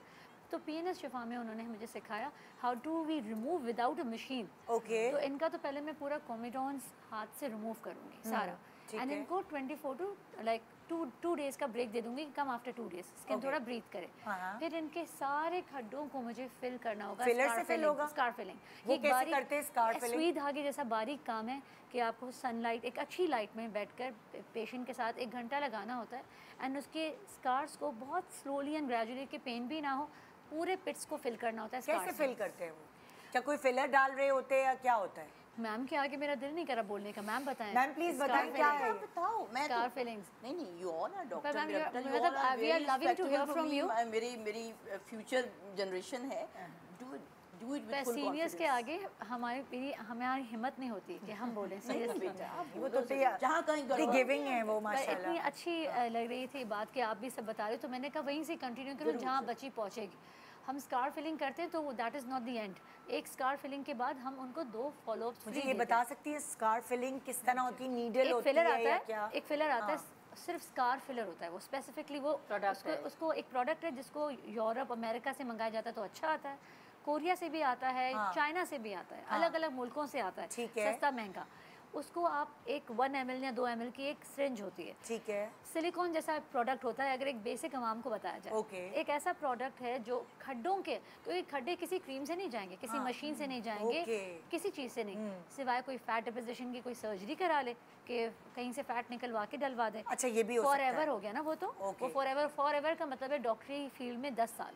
10 साल के बाद दोबारा कुछ ना कुछ कराना होगा। सही है। पर क्योंकि मैंने प्लास्टिक सर्जन डॉक्टर हुमायूं के साथ काम किया, तो I have seen him working not with fillers पर with fat and everything else. तो ये अगर बच्ची कहती है कि मुझे फॉर एवर वाला कुछ कर दो, तो उनको करेंगे सर्जन के पास रेफर, कि हम पहले रिकंस्ट्रक्टिव के पास, फिर प्लास्टिक सर्जन के, जो उनको देखकर बता दे। तो सर्जन्स जो फैट है वो सर्जन्स डालते हैं, सर्जन डालते, और जो डर्मेटोलॉजिस्ट है, एस्थेटिशियन है, वो फिलर से काम सिर्फ फिलर तक हमारा aesthetic like I am aesthetic physician surgeon. Okay, I do all this things. आप वो करेंगे कि आप फैट सर्जन ग्राफ्टिंग भी हैं। कर रही होती हूँ, इस स्टेम सेल ग्राफ्टिंग भी हो रही होती है, इवन विटिलाइगो में मेलिनोसाइट की ट्रांसप्लांटेशन होती है। अभी हम इसी पे रहते हैं ना, लोग कंफ्यूज हो जाएंगे, उनको समझ नहीं आएगी। इसके केस में आप ठीक कह रहे हो बेटा, इसके पहले तो क्लींजिंग होगी, मैंने कहा जिस तरह इन्वेस्टिगेशन हिस्ट्री के बाद इसकी फेस की क्लींजिंग। लेकिन फेस की क्लींजिंग हम इसकी कर रहे हैं। हमने जैसे इन्होंने बताया डॉक्टर नौशीन ने कि हम इनकी फेस, अमरीन ने कि इनकी फेस की क्लींजिंग करेंगे, कोमोडोन जो छोटे छोटे वो है निकालेंगे, बड़े पिट्स को फिल करेंगे। लेकिन क्या ये दोबारा नहीं होंगे? होंगे। अगर हम कितने दिनों बाद होंगे? अब नहीं, अब मेरा ये क्वेश्चन है कि जड़ को पकड़ा काम करेंगे कि हमने इसकी जड़ पहले से लंबी किया निकाला कि इसमें अब क्यों हो रहे हैं, तो रीजन, क्योंकि ये तो हम कर रहे हैं, तो रीजन ये है कि जो इसकी बॉडी के अंदर एबनॉर्मेलिटी है उसको ट्रीट करेंगे। ठीक है, उसको जब आप ट्रीट करेंगे तो एक तो जो आ रहे हैं वो नहीं आएंगे। अब मेरे पास सिर्फ पुराना काम रह गया ना। ओके, नई चीज आने वाली को मैंने बंद कर दिया। मैं कर रही हूँ नई आ रही नहीं, so this is a cycle. So आपने जब उसकी बॉडी को पूरा ट्रीट किया, कहाँ डेफिशिएंसी, कहाँ इसकी एग्रीवेशन है, कहाँ एबनॉर्मेलिटी ढूंढ के सारा उसकी बॉडी को first treat the body of the patient inside. Then what is the next step? Next step when the body is okay, test okay, ये खुद बताएगी अगले विजिट में आके कि मेरे अब ये कम निकल रहे हैं डॉक्टर साहब, मुझे अपना नहीं हो रहा, अब मेरे पुराने से उनको, अच्छा पुराने रह गए ना, तो कोमोडोन जैसे उसने बताया कि मैनुअली भी रिमूव करते हैं और उसके अलावा आप रीसरफेसिंग करके भी उसकी रिमूव करते हैं। लेकिन स्कार्स का क्या? स्कार का भी बहुत ट्रीटमेंट है। अगर आपने फैट ग्राफ्टिंग पे नहीं जाना, स्किन ग्राफ्टिंग पे नहीं जाना, यू स्टार्ट इनिशियली जो छोटे छोटे स्कार हैं डर्माब्रेजन से खत्म हो जाए। डर्माब्रेजन पील इज द बेस्ट। मैं आपको दिखाऊंगी छोटे नहीं है। नहीं, इनके छोटे भी हैं, बड़े भी हैं। इनके तीनों टाइप के, एक तीन होते हैं बॉक्सर स्कार्स। सबसे पहले इनका डर्माब्रेशन करेंगे, ये बाकी चीजों के बाद जब बॉडी फिट हो गई है। अच्छा, अगर बॉडी फिट नहीं आप करते रहे सारी उम्र लगी रहेगी, तो आपकी बॉडी फिट हो गई है। नाउ न्यू जो लीजन्स हैं नहीं आ रही, patient is feeling much better. Skin care कर ली, अब आपने डर्माब्रेशन से शुरू किया, माइक्रो डर्माब्रेशंस एंड पील के साथ according to the skin is oily है, किस तरह की है सारा, वो आपने स्लोली एंड ग्रेजुअली उसको बढ़ाते हैं। जो आपके पिटिंग छोटे छोटे स्कार हैं वो उसी से चले जाते हैं। 5-6 मेरे पास तस्वीरें हैं, मैं दिखाऊंगी, 5-6 सेशन में वहीं से चले जाएंगे। लेकिन अगर गहरे स्कार्स हैं, अगर फिर क्या क्योंकि करें? गहरे स्कार होते ही ऐसे, कोई छोटा, कोई बॉक्सेस, कोई रोलर, सो वो जो 3-4 किस्म के स्कार है। अब जो थोड़ा गहरा होगा फिर आप उसमें करेंगे माइक्रो नीडलिंग। आप वो भी मैं दिखाऊंगी, माइक्रो नीडलिंग से मैंने अच्छा, डॉक्टर का अब केस एक मिनट थोड़ा मैं रुकूंगी। माइक्रो नीडलिंग का प्रोसेस क्या है, क्या लॉजिक है कि माइक्रो नीडलिंग करने के बाद स्कार्स कैसे सही होते हैं? वो थोड़ी सी एक बहुत डिटेल नहीं, लेकिन कुछ सेकंड में बताएं। जैसे मैंने डर्माब्रेशन किया, लोगों को शायद ये भी नहीं पता, तो जनरल डर्माब्रेशन भी बताइए और माइक्रो नीडलिंग। क्या जो पूछा है, डर्माब्रेशन क्या होता है कि जैसे एक छोटा बच्चा पैदा होता है, उसके बाद उसकी एक स्किन आप देखें, रोजाना माँ नहलाती है तो स्किन उतर जाती है और ग्लो नहीं जाता उस बच्चे का, बेबी ग्लो। ये प्रोसेस 25, 30 इयर्स, 32 इयर्स के बाद स्लो हो जाता है, रिजुविनेशन स्किन की। और अब ज़्यादा हो रहा है स्लो, इसलिए कि हमारी डाइट्स अच्छी नहीं है, स्ट्रेसेस हैं, पोल्यूशन, तो और स्लो हो गया है, ठीक है। तो अब इस स्लो की वजह से हमारी स्किन की जो रीजनरेशन हो रही है, पुरानी स्किन उतरना, नई, वो नहीं हो पा रही। तो इसको हम आर्टिफिशियली एक प्रोसेस से करते हैं, दैट इज कॉल्ड डर्माब्रेशन, ठीक है। और उसमें कैसे एक होता मशीन है? एक मशीन होती है, उसमें जिंक ऑक्साइड, एल्युमिनियम ऑक्साइड, इनके क्रिस्टल्स होते हैं, सिलिकॉन ऑक्साइड के। वो क्रिस्टल इतने बारीक से होते हैं, वो आप स्किन पे जब वो करते हैं तो वो स्किन को सक करता है, उसकी डेड स्किन को साथ मिला के सक कर लेता है। एक तरह से स्क्रब का काम स्क्रब होता है, लेकिन इतना माइक्रो नीडलिंग कि वो खराश ना डाले, क्योंकि स्क्रब बाहर में तो आपको रफ हो जाती है, तो वो उससे आपकी स्किन जो है माइक्रो नीडलिंग, सॉरी माइक्रो जो आपके मॉलिक्यूल हैं वो आपकी स्किन को यहाँ से, यानी आपके कहने जो मुझे समझ आई एज लेमैन, मुझे समझ ये आई कि आपकी एक परत होती है स्किन की पतली सी, जो वो उतर जाती है, और एक बेबी स्किन, एक नई स्किन अंदर से, जैसे कैरेट को आप छीलते हैं तो जिस तरह कैरेट अंदर से ऐसे ऑरेंज ऑरेंज होता है, वो टेढ़ा मेढ़ा खुरदुरापन वो खत्म होता है। और एक गो में नहीं करना, अच्छा, स्किन में रेड हो जाएगी, आपको बहुत जेंटली। अच्छा, ये हो गया डर्माब्रेशन। अब आए आप कौन सा वाला कह रही थी आप? इसके बाद माइक्रो नीडलिंग आ गई। अब माइक्रो नीडलिंग, अब वो मुझे कोई और बता देना माइक्रो नीडलिंग। माइक्रो नीडलिंग क्या है? माइक्रो नीडलिंग में भी एक पेन होता है, मैन्युअली आप उससे सेट करते हो, सोल्यूशन लेते हो और थोड़ा थोड़ा सा हल्की सी स्किन पे पॉइंट पे, क्योंकि वो मैनुअल है तो आप उसको बहुत हार्श नहीं करोगे। नीडल है कोई जो लगी है, छोटी सी नीडल होती है बारीक, उसमें 0.25 से लेके 3 तक जा सकते हैं, बट आई ऑलवेज रिकमेंड कि आप 3 पे ना जाएं जब वो। अच्छा, मुझे एक बात बताइए, माइक्रो नीडलिंग क्यों करते हैं? वो जब सुइयां आपके पहली स्कार है और आप सुइयां बॉडी को चिबो रहे हैं, तो क्या वजह है, क्या चीज़ है, ये साइंटिफिक क्या बात है, ये मुझसे शेयर करें। जब आप सुइयां चुबो रहे हैं तो आपकी स्किन के सेल्स रीजनरेट हो रहे हैं, कोलेजन रीबिल्ड हो रहा है। थोड़ा मैं अपने लफ्ज़ों में समझाऊं, जैसे एक आम पब्लिक को समझ आए। जब हमें चोट लगती है तो कुछ दिनों बाद वो चोट हील हो जाती है, ये हमारी बॉडी की अपनी ताकत होती है। तो जब माइक्रो नीडलिंग आप लोग करते हैं, जब आप चोट देते हैं आर्टिफिशियल, तो बॉडी को लगता है चोट आ गई है, अब मुझे सही करना है, तो उस चोट को सही करने के चक्कर में वो पुराने स्कार्स को भी सही कर देती है। यही साइंस है इसकी। माइक्रो नीडलिंग आपने बहुत अच्छा समझा। एग्जैक्टली यही है कि आम लोगों के लिए यही है कि वही निदा ने बताया कि आपका कट हुआ, आप डॉक्टर के पास जाते हो, नहीं गांव गोठों में लोग बैठे नहीं जाते डॉक्टरों के पास, थोड़ी देर बाद खुद ही सेल आ गए, ऊपर जुड़ गया। वो जो जुड़ा है, जिन सेल से जुड़ा है वो हमारे अपने हैं ना जी। तो इसका मतलब हमारी बॉडी, हमारी स्किन की कैपेबिलिटी है कि कोई चीज टूटे फूटेगी तो रीजनरेट, अल्लाह ने बड़ी कमाल बनाई है। तो रीजनरेशन, अब रीजनरेशन के लिए स्टिमुलस होते हैं, तो this work as a stimulus कि मैं, लेकिन उस स्टिमुलस के लिए एग्जैक्टली मैं पहले जो बात कर चुकी हूँ, मैं स्टिमुलस दिए जा रही हूँ, बॉडी इस काबिल ही नहीं है। You got it? So my first point is make body. वो तो सब समझ आ गया ना लोगों को, मैं चाह रही हूँ आहिस्ता आहिस्ता ये तो समझे कि आपने बेस तो पहले सही करना है, फिर आगे जाना है। अच्छा, अब हो गई माइक्रो डर्माब्रेशन भी हो गया, माइक्रो नीडलिंग भी हो गई। अब वो जो बॉक्स स्कार है, जो बहुत, अब वो किसी चीज़ से नहीं जाएंगे, अब उसको फिल करना ज़रूरी है। अब वो कैसे करें? अब हम उसको स्कार फिलिंग करेंगे। अब वो फॉर एवर है नहीं हमारा प्रोसीजर, तो वो 6 to 8 मंथ्स रहता है, पेशेंट को बताना पड़ता है 4 to 6 मंथ्स, कम उम्मीद देनी पड़ती है। फिर वो पर हम इनको कहते हैं कि साल के बाद रिपीट करना, साल तक मत छिड़वाओ। पर वो जो हमने एक दफ़ा स्कार फिलिंग की, that is not the end. मैं आपको यही बताना चाह रही थी कि 1 महीने बाद पेशेंट को फॉलोअप पे रखकर विदाउट चार्जिंग द पेशेंट, उनको एक फॉलोअप देने होते हैं 2-3, ताकि हम अपना काम मुकम्मल तौर पे उनके फेस पे करें। स्कार्स पूरे फिल हो जाते हैं। तो जब आप फिलर डालती हैं स्कार में, तो जहाँ जहाँ गड़े होते हैं ऑटोमेटिकली फिलर वहाँ स्प्रेड हो जाता है। जैसे आपको मैं बिल्कुल सिंपल बताऊँगी कि 11 साल की उम्र से मुझे इतने खड्डे थे कि चेहरा खौफनाक लगता था। मैंने अपने स्कार फिल करवाए 25 साल की एज में जाकर। अच्छा। शादी भी खड्डों में कर, दानों के निशान थे, बहुत एक्ने होती थी, जिसके बहुत बड़े बड़े पिट्स थे। इनके भी कुछ नहीं है, उसके बाद मैंने उनको फिल करवाया प्लास्टिक सर्जन से। प्लास्टिक सर्जन से उन्होंने आपकी फैट ली? नहीं, ये वाली जो स्कार फिलिंग कराई। स्कार फिलिंग प्लास्टिक सर्जन कैसे करता है? वो भी फिलर्स यूज़ करते हैं, जैसे मैम ऑलराउंडर हैं, जैसे इन्होंने बताया कि शी डज़ एवरीथिंग। इस तरह प्लास्टिक मेरे हाथ लगे, मतलब मेरी नज़र में प्लास्टिक सर्जन मेरे सामने थे जो कि मेरे मेंटोर, जो बहुत अच्छा काम कर रहे थे, तो मैंने उनसे अपनी स्कार फिलिंग कराई। उन्होंने कहा बेटा आप इसको छोड़ दो 2 साल तक, यू आर यंग। फ़र्क पड़ा आपको?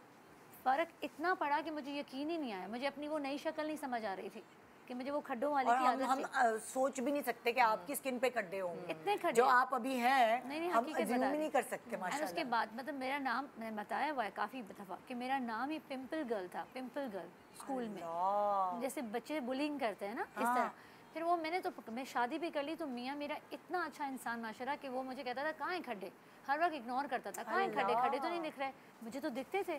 उनकी खुशी में कि वो मुझे बिल्कुल नहीं बताते कुछ कहते। मैंने काम करते हुए कि अपने सीनियर कोलीग के साथ मैंने उनको कहा, रिक्वेस्ट किया मेरा फिल कर दें।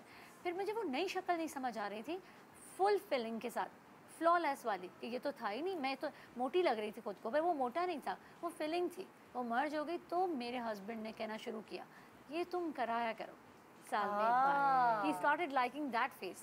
तो आपको कितनी दफ़ा रिपीट कराना पड़ा? मैंने एक दफ़ा कराने के बाद 5 साल नहीं कराया। अच्छा। मैं इतनी, मेरे लिए वो इतना था, मेरी हद से ज़्यादा था। मैंने कभी अपने आप को खड्डे के बगैर देखा नहीं था। मैं इतनी खुश थी कि मैंने 30 साल तक फिर टच नहीं कराया।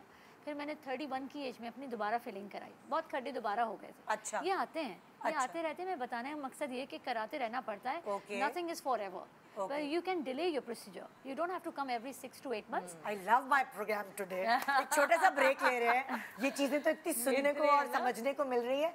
सो आप भी समझिए और अपने आप को किसी गलत हाथों में प्लीज़ ना दें। ये बहुत कीमती है आपकी अशिया। Good morning Pakistan.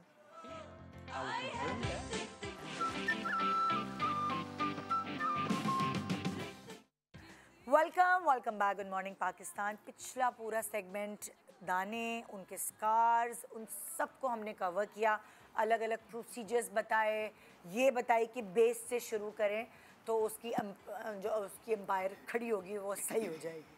अब हम नेक्स्ट सेगमेंट में आए हैं और हमारे पास जो पेशेंट हैं, आप प्लीज़ बताइए खुद ही, आपका नाम क्या है? मेरा नाम फलक है। फलक, आपको क्या प्रॉब्लम है? तो हमें नज़र भी आ रही है, लेकिन आप खुद बताइए। मेरी प्रॉब्लम सबसे ज़्यादा डार्क सर्कल की है, बहुत ज़्यादा हैं और अब बहुत फलक मज़ीद कब से बढ़ते हैं? जाते हैं। कितने दिनों से? 8 साल होने वाले हैं मुझे इस पे।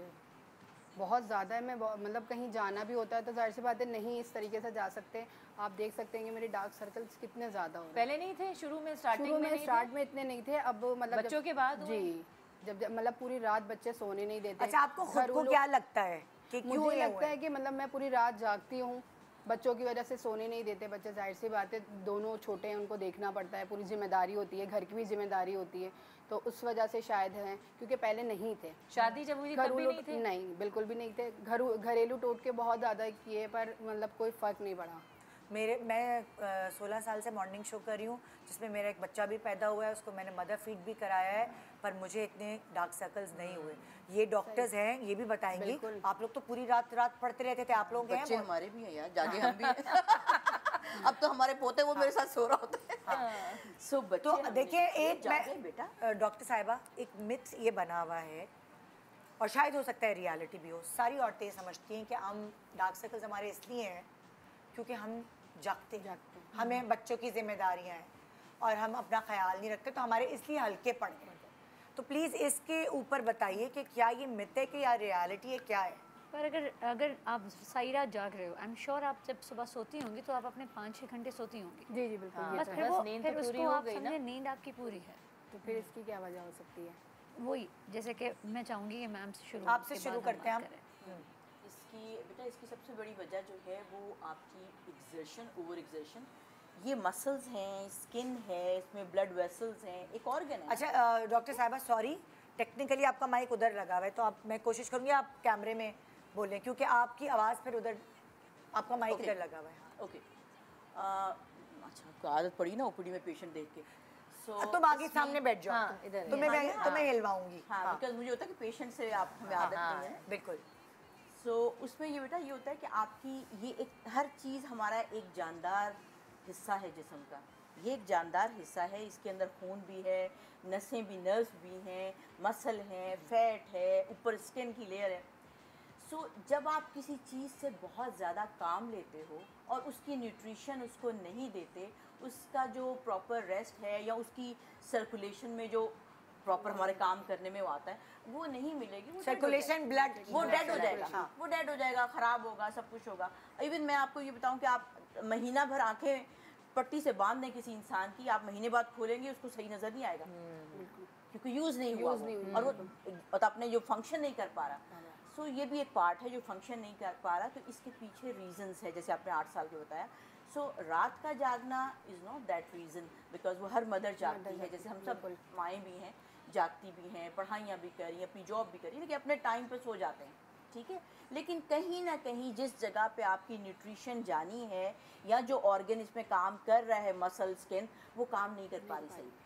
उसके reasons again I would say कि गो बैक, इन्वेस्टिगेशंस, टोटल आपकी पूरी हिस्ट्री, सुबह से उठ के रात तक की पूरी हिस्ट्री, 8 साल पहले और 8 साल के बाद की, वो पूरी हिस्ट्री, आपका पूरे टेस्ट और एग्जामिनेशन, फिर हम पहुंच पाएंगे। अच्छा, अब अगर मैं जनरली आऊँ, ज़्यादातर रीजंस क्या होते हैं डार्क सर्कल्स के, थोड़ा सा स्प्रेड करके ये बताइए। सबसे इम्पोर्टेंट तो आई मस्ट से कि deficiency of minerals, vitamins, iron. Iron यानी खून की कमी, एनीमिक, यस, एनीमिक, ठीक है, कि आयरन की कमी है। एनीमिक 2 तरह से होता है, एक तो आपकी खुराक में आप नहीं ले रहे, दूसरा थैलेसीमिया है, किसी को अंदर बॉडी में ऐसी डिजीज़ है कि खून बन नहीं रहा, ठीक है, तो वो भी है। या कोई ऐसी जगह जैसे मेंसेस में बहुत लॉस हो रहा है ब्लड, तब भी एनीमिया खा भी रहे हैं, तो हैवी ब्लीडिंग हो रही है, तो बहुत सारे रीज़न हैं, तो जिसमें आपका आयरन, मिनरल, आपके वाइटामिन, आपके ये सारे लॉस हो रहे हैं और हमें पता नहीं चलता, यार ये हो रहा है, ये हो रहा है, हम ऊपर ही क्रीमें लगा रहे हैं, यार वो हम सिर्फ ये समझते हैं कि नींद नहीं पूरी हुई, नींद नहीं पूरी और ऊपर से डार्क सर्कल की क्रीम दे दो, कैसे वर्क करेगी ना, बॉडी अंदर से काम करती है। सो वो, और हेरिडिटरी में कुछ लोगों की आप देखेंगे पेरेंट्स से आ रहा है कि माँ की भी ऐसी है। एग्जैक्टली, यही मैं आपसे पूछ रही हूँ, क्या जेनेटिक भी होते हैं डार्क सर्कल? जेनेटिक्स भी होता है, तो हम देखते हैं आपके हैं, हम, मेरी मदर के भी, आपके हैं, किसी के फैमिली? मेरी पुप्पो के हैं, तो मैं हमेशा यही कहती हूँ ज़्यादातर लोगों से कि मुझे ये विरासत में मिले। नहीं, मगर आपको पहले नहीं थे ना, आप पहले नहीं थे, और अगर आपके पहले से होते तो फिर आप कैसे विरासत में मिली है? अच्छा, आपने बोला कि मेरे पहले नहीं थे, शादी में भी नहीं थे, अब हुए, तो विरासत में हो ही नहीं सकते। बच्चे भी हुए, नॉर्मल डिलीवरी है, सिजेरियन बच्चे हुए, सिजेरियन, ठीक है, सिजेरियन हुए, ब्लड लॉस हुआ, आपका बच्चा आपकी बॉडी से एनर्जी लेके बना, तो आपने क्या उसको फिल किया उस बॉडी को? नहीं किया। सो डेफिशिएंसीज आ रही हैं, इट्स नॉट कि आपका सिर्फ हल्के नजर आ रहे हैं, I can see you a very sick look in your face. तो आपका कहना है कि ये सिर्फ नींद की कमी नहीं, बल्कि खून की कमी की वजह से हो सकते हैं, जेनेटिक नहीं, जेनेटिक तो नहीं, इनको तो नहीं है, इनको जेनेटिक नहीं है, लेकिन कॉजेज जो आप पूछ रही हैं क्या कह सकते हैं, जेनेटिक्स हो पता चले ना, पब्लिक जेनेटिक्स हो सकते हैं, आपकी आई साइड और आईज के अराउंड कोई चीजें, आपकी इलेक्ट्रोलाइट्स जो उसका पानी है, सब कुछ उसमें प्रॉब्लम हो सकती है। एक सवाल, क्योंकि ये मैं इसलिए कि मैं चश्मा लगाती हूँ, चश्मा लगाने से भी हो सकते हैं? नहीं, मैं भी लगाती हूँ, मतलब लाइक मेरी दूर की नज़र है, करीब वाली नहीं। नहीं, दोनों मेरी भी, मैं नहीं, मुझे नहीं लगता कि मैं, हालांकि मेरी एज भी है, क्योंकि मैंने अक्सर चश्मे वालों को देखा है, जब वो चश्मा उतारते हैं तो उनकी आंखें अंदर धसी हुई नजर आती है। उसकी रीज़न ये है बेटा, इसकी रीज़न ये है कि एक तो अपने चश्मे का नंबर हर 3 से 6 महीने बाद चेक करें। अगर आप स्ट्रेन कर रहे हैं ना, इसका नंबर ठीक नहीं है, नहीं, नंबर ठीक हो। थोड़ा सा एक थोड़ी सी मैं एडिशन करूंगी, जब आपका चश्मा मुस्तकिल लगा होता है, सोने से पहले बस आप उतारते हैं, तो आपका चश्मा आपकी ये जो हड्डी है उसको पीछे नहीं धकेल रहा होता। नहीं, ऐसे नहीं कर रहा होता, तो उसकी वजह से नहीं आपकी आंखें अंदर में ऐसा पहनने वाले के डार्क सर्कल्स देखे, ऐसा नहीं है। एक्चुअली ये होता है कि जब चश्मा लगा हुआ है, आपने क्रीम लगाई, आपने सब एयर लग रही है, हर चीज़ है, ये एक बंद है ना, इसको क्रीम लग रही है ना, इसको थकन। जब आप नेचर में सिर्फ आपकी वो ऑक्सीजन नेचर से है, बहुत कुछ दे रही है, बहुत कुछ आपने इस चीज को कवर किया हुआ है। आप देखिए, आप यहाँ बैठे, अगर आप किसी समंदर पे या बहुत बड़े पार्क में जाएं तो आपकी आंखों का व्यू बहुत बड़ा सा हो जाता है। सो व्हाट हैपन, आपकी आंखें बढ़ तो नहीं जाती। So that is the nature which helps. वो कहते हैं आपको नजर नहीं आता, आप खुली जगह पे जाएं, आपको कम नजर आ रहा है, खुली जगह पे, वास्ट जगह पे देखें, सो द फुल कैपेसिटी पे अपनी आई बॉल काम करे। ठीक है, तो वो चीज़ें भी बहुत ज़रूरी होती है। चश्मा लगाने वालों की आंखों इसलिए ये प्रॉब्लम, चश्मा लगाने वालों को अपनी आंखों की केयर भी करना, चश्मा उतार के यू सी बहुत दूर तक जहाँ कोई लिमिट नज़र नहीं आती, समंदर हो, ग्रास हो, मुझे तो नजर ही नहीं आता, मेरे तो बहुत लगा कम नहीं, but try to see because ये आपकी बॉडी अल्लाह ने ऐसी बनाई है, कट पड़ा है, दूसरा आया है, आई साइड में ये हुआ है, बेहतर होती है, लेकिन हम हमारे पास टाइम नहीं है, हम करते नहीं, तो हम चश्मे और इन पर चले जाते हैं। लेकिन मैं क्योंकि मैं सिर्फ चश्मा नहीं लगाती, मैं लेंस भी लगाती हूँ, तो शायद मुझे इतनी प्रॉब्लम इसलिए नहीं हुई कि मैं बिल्कुल चश्माटू जो होती है ना, जो चश्मे उतारते ही नहीं है लोग, और जब वो चश्मा उतारे आप उनको देखते हैं, आपको लगता है ये क्या है, ये जैसे मेरी एक जानने वाली थी, उसने लेजर कराया और उसके चश्मा उतरा इतने साल बाद, तो हमें शुरू में वो अजीब लग रही थी कि ये आंखें तुम्हारी अजीब लग रही हैं। अच्छा, ये हो गई। अब जरा हम इसके ट्रीटमेंट्स पे आते हैं। बेस आपने बोला, चेकअप्स कराए, आपने विटामिन दिए, क्या क्या चीज़ें हैं जो हल्के वाले, जो डार्क सर्कल्स के लोग हैं, वो पहले आप मुझे दवाइयाँ बताएं, अमरीन आप मुझे प्रोसीजर्स बताएंगी और आप क्रीम्स बताएंगी, मैं इस तरह बंटवारा कर दूँगी, ठीक है जी। डार्क सर्कल्स के लिए जो दवाइयों में आती हूँ, तो मैंने जैसे पहले तो सबसे पहले तो जो जो इसकी बॉडी की डेफिशिएंसीज है वो दी जाएगी, जो आयरन है, वाइटामिन्स हैं, मिनरल्स है, अमाइनो एसिड, वट एवर इसकी बॉडी की डेफिशिएंसी है, और अगर कोई चीज़ बढ़ी हुई है, यूरिक एसिड बढ़ गया है, कहीं एबनॉर्मल हार्मोन आ गए हैं, उसको नॉर्मल किया जाएगा, इसको डेफिशिएंसी को पूरा किया जाएगा। जब आप डेफिशिएंसी और इसको पूरा कर देते हो तो आपका 50% काम हो जाता है, ठीक है। फिर आप चाहिए होता है स्टिमुलस, अगेन कि कोई चीज़ करनी है तो बॉडी को स्टिमुलेट करो कि अपने सेल बनाएं, ठीक है। तो स्टिमुलस आप अपनी माइक्रो कोलेजन इंडक्शन से दे सकते हो, आप इसकी मीज़ोथेरेपी कर सकते हो, आप इसकी रिसरफेसिंग लेज़र कर सकते हो, आप इसमें छोटा छोटा PRP बार बार कर सकते हो, ये सारी चीज़ें कर सकते हो आप इसके प्रोसीजर में।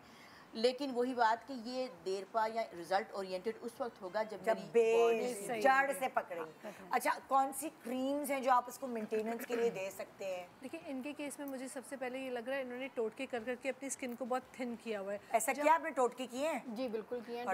देखिए इन्होंने टोटके किए, उसकी वजह से इनका स्किन थिनिंग हो गई, उसकी वजह से ज़्यादा ब्लैक नज़र आ रहे हैं। अब जब एक ही चीज़ पे बार बार कुछ लगाएं, स्किन पतली हो गई, इस वजह से ज़्यादा नुमाया हो गई। अच्छा, मुझे लग रहा है बर्न भी हो गई है, मुझे ऐसा, हाँ मुझे ऐसा लग रहा है कि इनकी बर्न हुई है, कोई केमिकल ऐसा लगा है बर्न के आपके क्रीम में डॉक्टर ने बताया इट्स योर स्किन यार, आज आप धूप में रख दो, आज गर्मी में रख दो, आप एक चीज लगाए जा रहे हो तो केमिकल है ना। क्या एक मिनट डॉक्टर ज़ारा क्या देखिए, जैसे टमाटर लगा लिया, हल्दी लगा ली, तो उसकी वजह से इरिटेटेड आईज लग रही है, ये स्किन बिल्कुल इरिटेटेड है। तो सबसे पहले हम इसको सूद करेंगे कि आप पहले ऐसी कोई कूलिंग सूदिंग एजेंट्स लगाएं और इसको न्यूट्रलाइज करें, फिर हम शिफ्ट करेंगे, क्योंकि आई का एरिया बहुत सेंसिटिव है। जब भी हम कोई क्रीम्स देते हैं तो 50% पेशेंट्स कहते हैं कि वो इरिटेट कर रही है।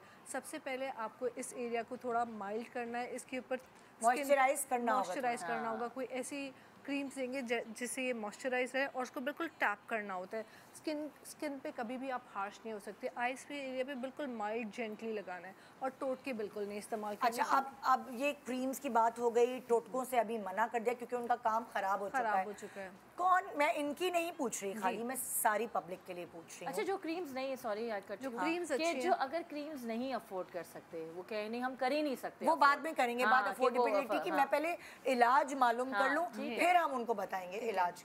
अच्छा, अब मुझे बताइए कि कौन से ऐसे प्रोसीजर्स हैं जी जो इनके लिए नहीं, मैं कह रही स्पेसिफिकली, नॉर्मली जो डार्क सर्कल्स वाले हैं, जिनकी बेस जैसे डॉक्टर साहिबा ने कहा सही कर दी जी, अब उसको कैसे सही कर सकते हैं, क्या टेक्नोलॉजी है? सिर्फ क्रीम पे घर पे भेजना मुनासिब नहीं है, क्योंकि वो क्रीम्स कंटिन्यू करने से पहले जो हमें इनका सर्फेसिंग करनी है, जैसे मैम ने भी बोला, मैं इनको फ़ौरन ही वही दोबारा देख कर कि कितना डीप है, कितना डीप जा चुका है, एक चीज़ खिलाना पिलाना शुरू करूँगी, that is collagen protein, vital proteins with peptides, जो इनको हेल्प करेगा आइज़ के लिए, ओवरऑल करता है पर आइज़ के लिए बहुत जल्दी। एंड देन पेप्टाइड्स डालूंगी भी, पॉलीन्यूक्लियोटाइड्स कहते हैं उसको। अच्छा, मुझे एक बात बताएं, जब आप कोई फिल करेंगी चीज़ तो क्या हल्कों की जो ब्लैकनेस है वो कम होगी या नहीं? वो एक चीज़ क्रीम से सही होगी, हाँ। और जो खड्डा है वो क्रीम से सही नहीं हो सकता। उसको मैं भरूंगी पॉलीन्यूक्लियोटाइड के साथ, पर उधर नीडल डालेंगे तो ब्रूस का खतरा बहुत ज़्यादा होता है आंखों के पास।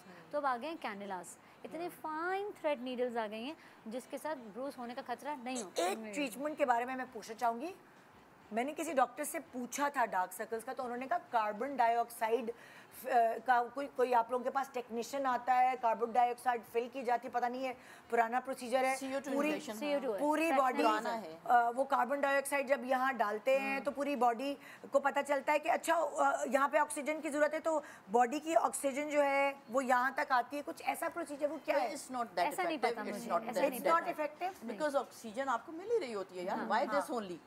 ऑक्सीजन आ रही है, आपने कार्बन डाइऑक्साइड थोड़ी देर के लिए ऑक्सीजन आ गया, उसके बाद पर एक लेजर है कमाल का और नॉट दैट मच इफेक्टिव, वरना अभी तक सब करवा रहे हैं। ये इसलिए मैं कह रही हूँ कि ये मुझे किसी डॉक्टर ने रेकमेंड किया और मैं डर के मारे इसलिए नहीं कराया कि हाय कार्बन डाइऑक्साइड डालेंगे तो कुछ आंख में ना हो जाए, तो मैंने इसलिए नहीं किया। लेकिन मैंने यहाँ इसलिए पूछा कि आपको भी कोई डॉक्टर गलत मशवरा दे सकता है कि आप ये करा लें जी और ये कराने के बाद आपके सही हो जाए। पर ये जो आपने कार्बन डाइऑक्साइड का वर्ड यूज़ किया, ये CO2 फ्रैक्शनल लेज़र इतना इफेक्टिव एक आ गया है अर्बियम, जिसको करने से आपका 30 to 40% तो पहले सिटिंग में ही रिजल्ट आ जाता है। वो एक फ्रैक्शनल लेज़र है, वो एक छाप बनाता है अपनी, एक पैच प्रिंट जैसा बनाता है, वो आप under eyes, over the eyes, पूरा अपने आइज को कवर करते हो यहाँ तक। एंड देन नहीं वो कोई मास्क होता है क्या क्या लगाते हैं? लेजर क्या नाम है इसका? Resurfacing fractional laser. ठीक है, तो वो बता रही हैं कि वो लगता है इस तरह के स्टैम्प से लग रही है, तो सरफेस टू सरफेस रिमूव करता है, पील रीजनरेशन करता है, पील करता है। लेकिन अब अगर इनकी मैं स्किन पे आती हूँ तो इन पे हम फ्रैक्शनल पे तभी मैंने जाएगा ही नहीं, सीधा आप नॉर्मली कह रही हैं जिसके लाइक ट्रीट हो सकता है। सीधा इनको हम प्रोटीन्स डालेंगे, उनके 2 से 3 सिटिंग्स होंगे, इतना बेटर फील करेंगे। बाकी हम कहेंगे बाकी जो आपका शेड है उसका ख्याल आप रखो विद अ क्रीम।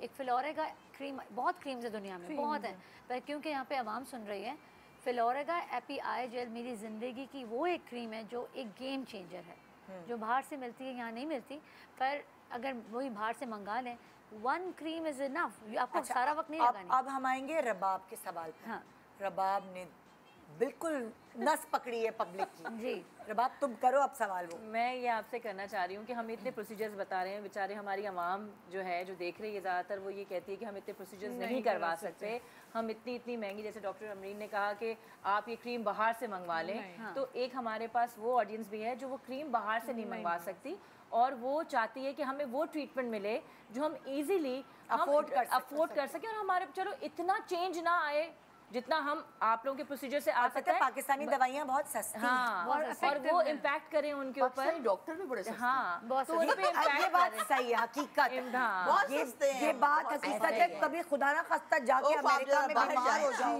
बाहर या कहीं बीमार हो जाओ तो टिकट जितने पैसे देने पड़ते हैं और उसके बावजूद आपको अपॉइंटमेंट नहीं मिलती, क्योंकि ये अभी इतने मशीनरी प्रोसीजर्स आ गए हैं सारे, हम लोग सारे मशीन से कर रहे हैं, जितने भी आप लेजर्स बता रहे हैं आप लोग सारे ट्रीटमेंट, मगर हमारी आवाम क्या करे, उनके लिए मुझे बताएं प्लीज, उनके लिए प्लीज बताएं कि क्या हम ऐसा करें। बहुत अच्छी पाकिस्तान बेस्ड मेडिकेटेड क्रीम्स हैं जो कि हमारी पाकिस्तानी आवाम आराम से अफोर्ड कर सकते हैं। हमारी जो स्किन है वो यहाँ के वेदर के लिहाज से बनी है, तो जो पाकिस्तानी प्रोडक्ट्स हैं वो हमारी स्किन के अकॉर्डिंग है और वो अफोर्डेबल है, वो अफोर्डेबल है, विद इन 1000 की रेंज में, and they are effective. So you need to find the root cause. अपना खाना पीना अच्छा करें, अपना आयरन प्रोफाइल अच्छा करें, टैप करके सिंपल जेंटली, रगड़े नहीं, कोई टोटके ना इस्तेमाल करें जिससे आपकी स्किन रफ हो गई है वो करें, और सिंपली जब आपकी बेसलाइन ठीक हो PRP करा लें। PRP is the best option for her. अगर आप PRP इन्फ्यूज़ कर देंगे, पॉलीन्यूक्लियोटाइड्स भी, बिकॉज क्योंकि एक्सपेंसिव है, अगर ये नहीं करा सकते तो PRP अच्छा बेसलाइन मैडम ने जैसे कहा सेट करें, आई की क्रीम लगाएं। बाज लोग PRP भी अफोर्ड नहीं कर सकते। चले बस पता है आपको आगे मैं ना बाज लोग बेचारे PRP भी अफोर्ड नहीं कर सकते। बीइंग अ डॉक्टर तो वो अपनी ट्रीटमेंट देखिए सिर्फ मेडिकेटेड क्रीम, लेकिन कोई भी चीज़ कोई भी चीज़ अगर पेशेंट जब बीमार होता है तो मैं कहूँ कि जी क्योंकि आप अफोर्ड नहीं कर सकते, घर बैठे रहें। नहीं ऐसा तो अब डॉक्टर बने हैं तो आपने डॉक्टर के पास जाना है। अब ये है कि डॉक्टर भी रगड़ा ना करे ना उसके साथ कि उस बेचारे की अफोर्डिंग नहीं है और आप उसके साथ ये करें। एग्जैक्टली। तो डॉक्टर जैसे मैंने बताया कि डॉक्टर बताएगा कि यार ये पेशेंट अफोर्डिंग नहीं है, ये शौकिया नहीं आ रहा है, इसकी तकलीफ है, तो डॉक्टर इसी तरह इसकी बेसिक टेस्ट करा के कि बेटा ये चीज़ें आपकी कमी थी, इसको अपनी खुराक से यहाँ पूरा कर लो, 50% पूरा करके फिर मेरे पास 3-4 महीने बाद आओ। उसके 3-4 महीने की फीस बचा दी, उसको घर का चीज डाली, ठीक है, लगाना नहीं है, खाना है। फिर आपको घर के अंदर बेटा मॉइस्चराइजर है, आप बहुत अच्छा, ऑल्दो डॉक्टर जारा ने बताया कि यहाँ पे पाकिस्तानी प्रोडक्ट्स बहुत अच्छी बहुत बिल्कुल है, चीप हैं। बिल्कुल, ये तो हमें हमारी प्रोडक्ट्स को बाहर नहीं जाने देते, वरना वहाँ हमारी प्रोडक्ट्स बड़ी महंगी हों। तो बहुत अच्छे डॉक्टर्स, अच्छी प्रोडक्ट्स हैं, लेकिन हम कहते हैं पाकिस्तानी, ऐसा नहीं है, बहुत अच्छी हैं। तो उसमें आप उन्हीं प्रोडक्ट्स में से जो प्रोडक्ट्स हैं, डॉक्टर के कहने पे मुझे इतनी महंगी ना दें, मुझे थोड़ा वो आपको ढूंढ के इसमें से इंग्रेडिएंट पढ़ के नॉर्मल दे दें। आप अपने डॉक्टर को अपने जेब बता दें। इसके अलावा कुछ नहीं है। तो ये जो हल्दी और ये चीज़ मलना, क्योंकि इनके अंदर केमिकल्स होते हैं। Yes, exactly. So, जो Acid चीज़ है। सदियों से चली आ रही है, क्लोपत्रा और फलाना, so go for that. Olive oil है आपके पास, प्योर Olive oil कोकोनट है। ऑयल है, Almond oil है, almond oil है, mustard oil। एक ब्रेक के बाद अभी मैं दोबारा हाजिर होती हूँ एक अलग प्रॉब्लम के साथ। Good morning Pakistan.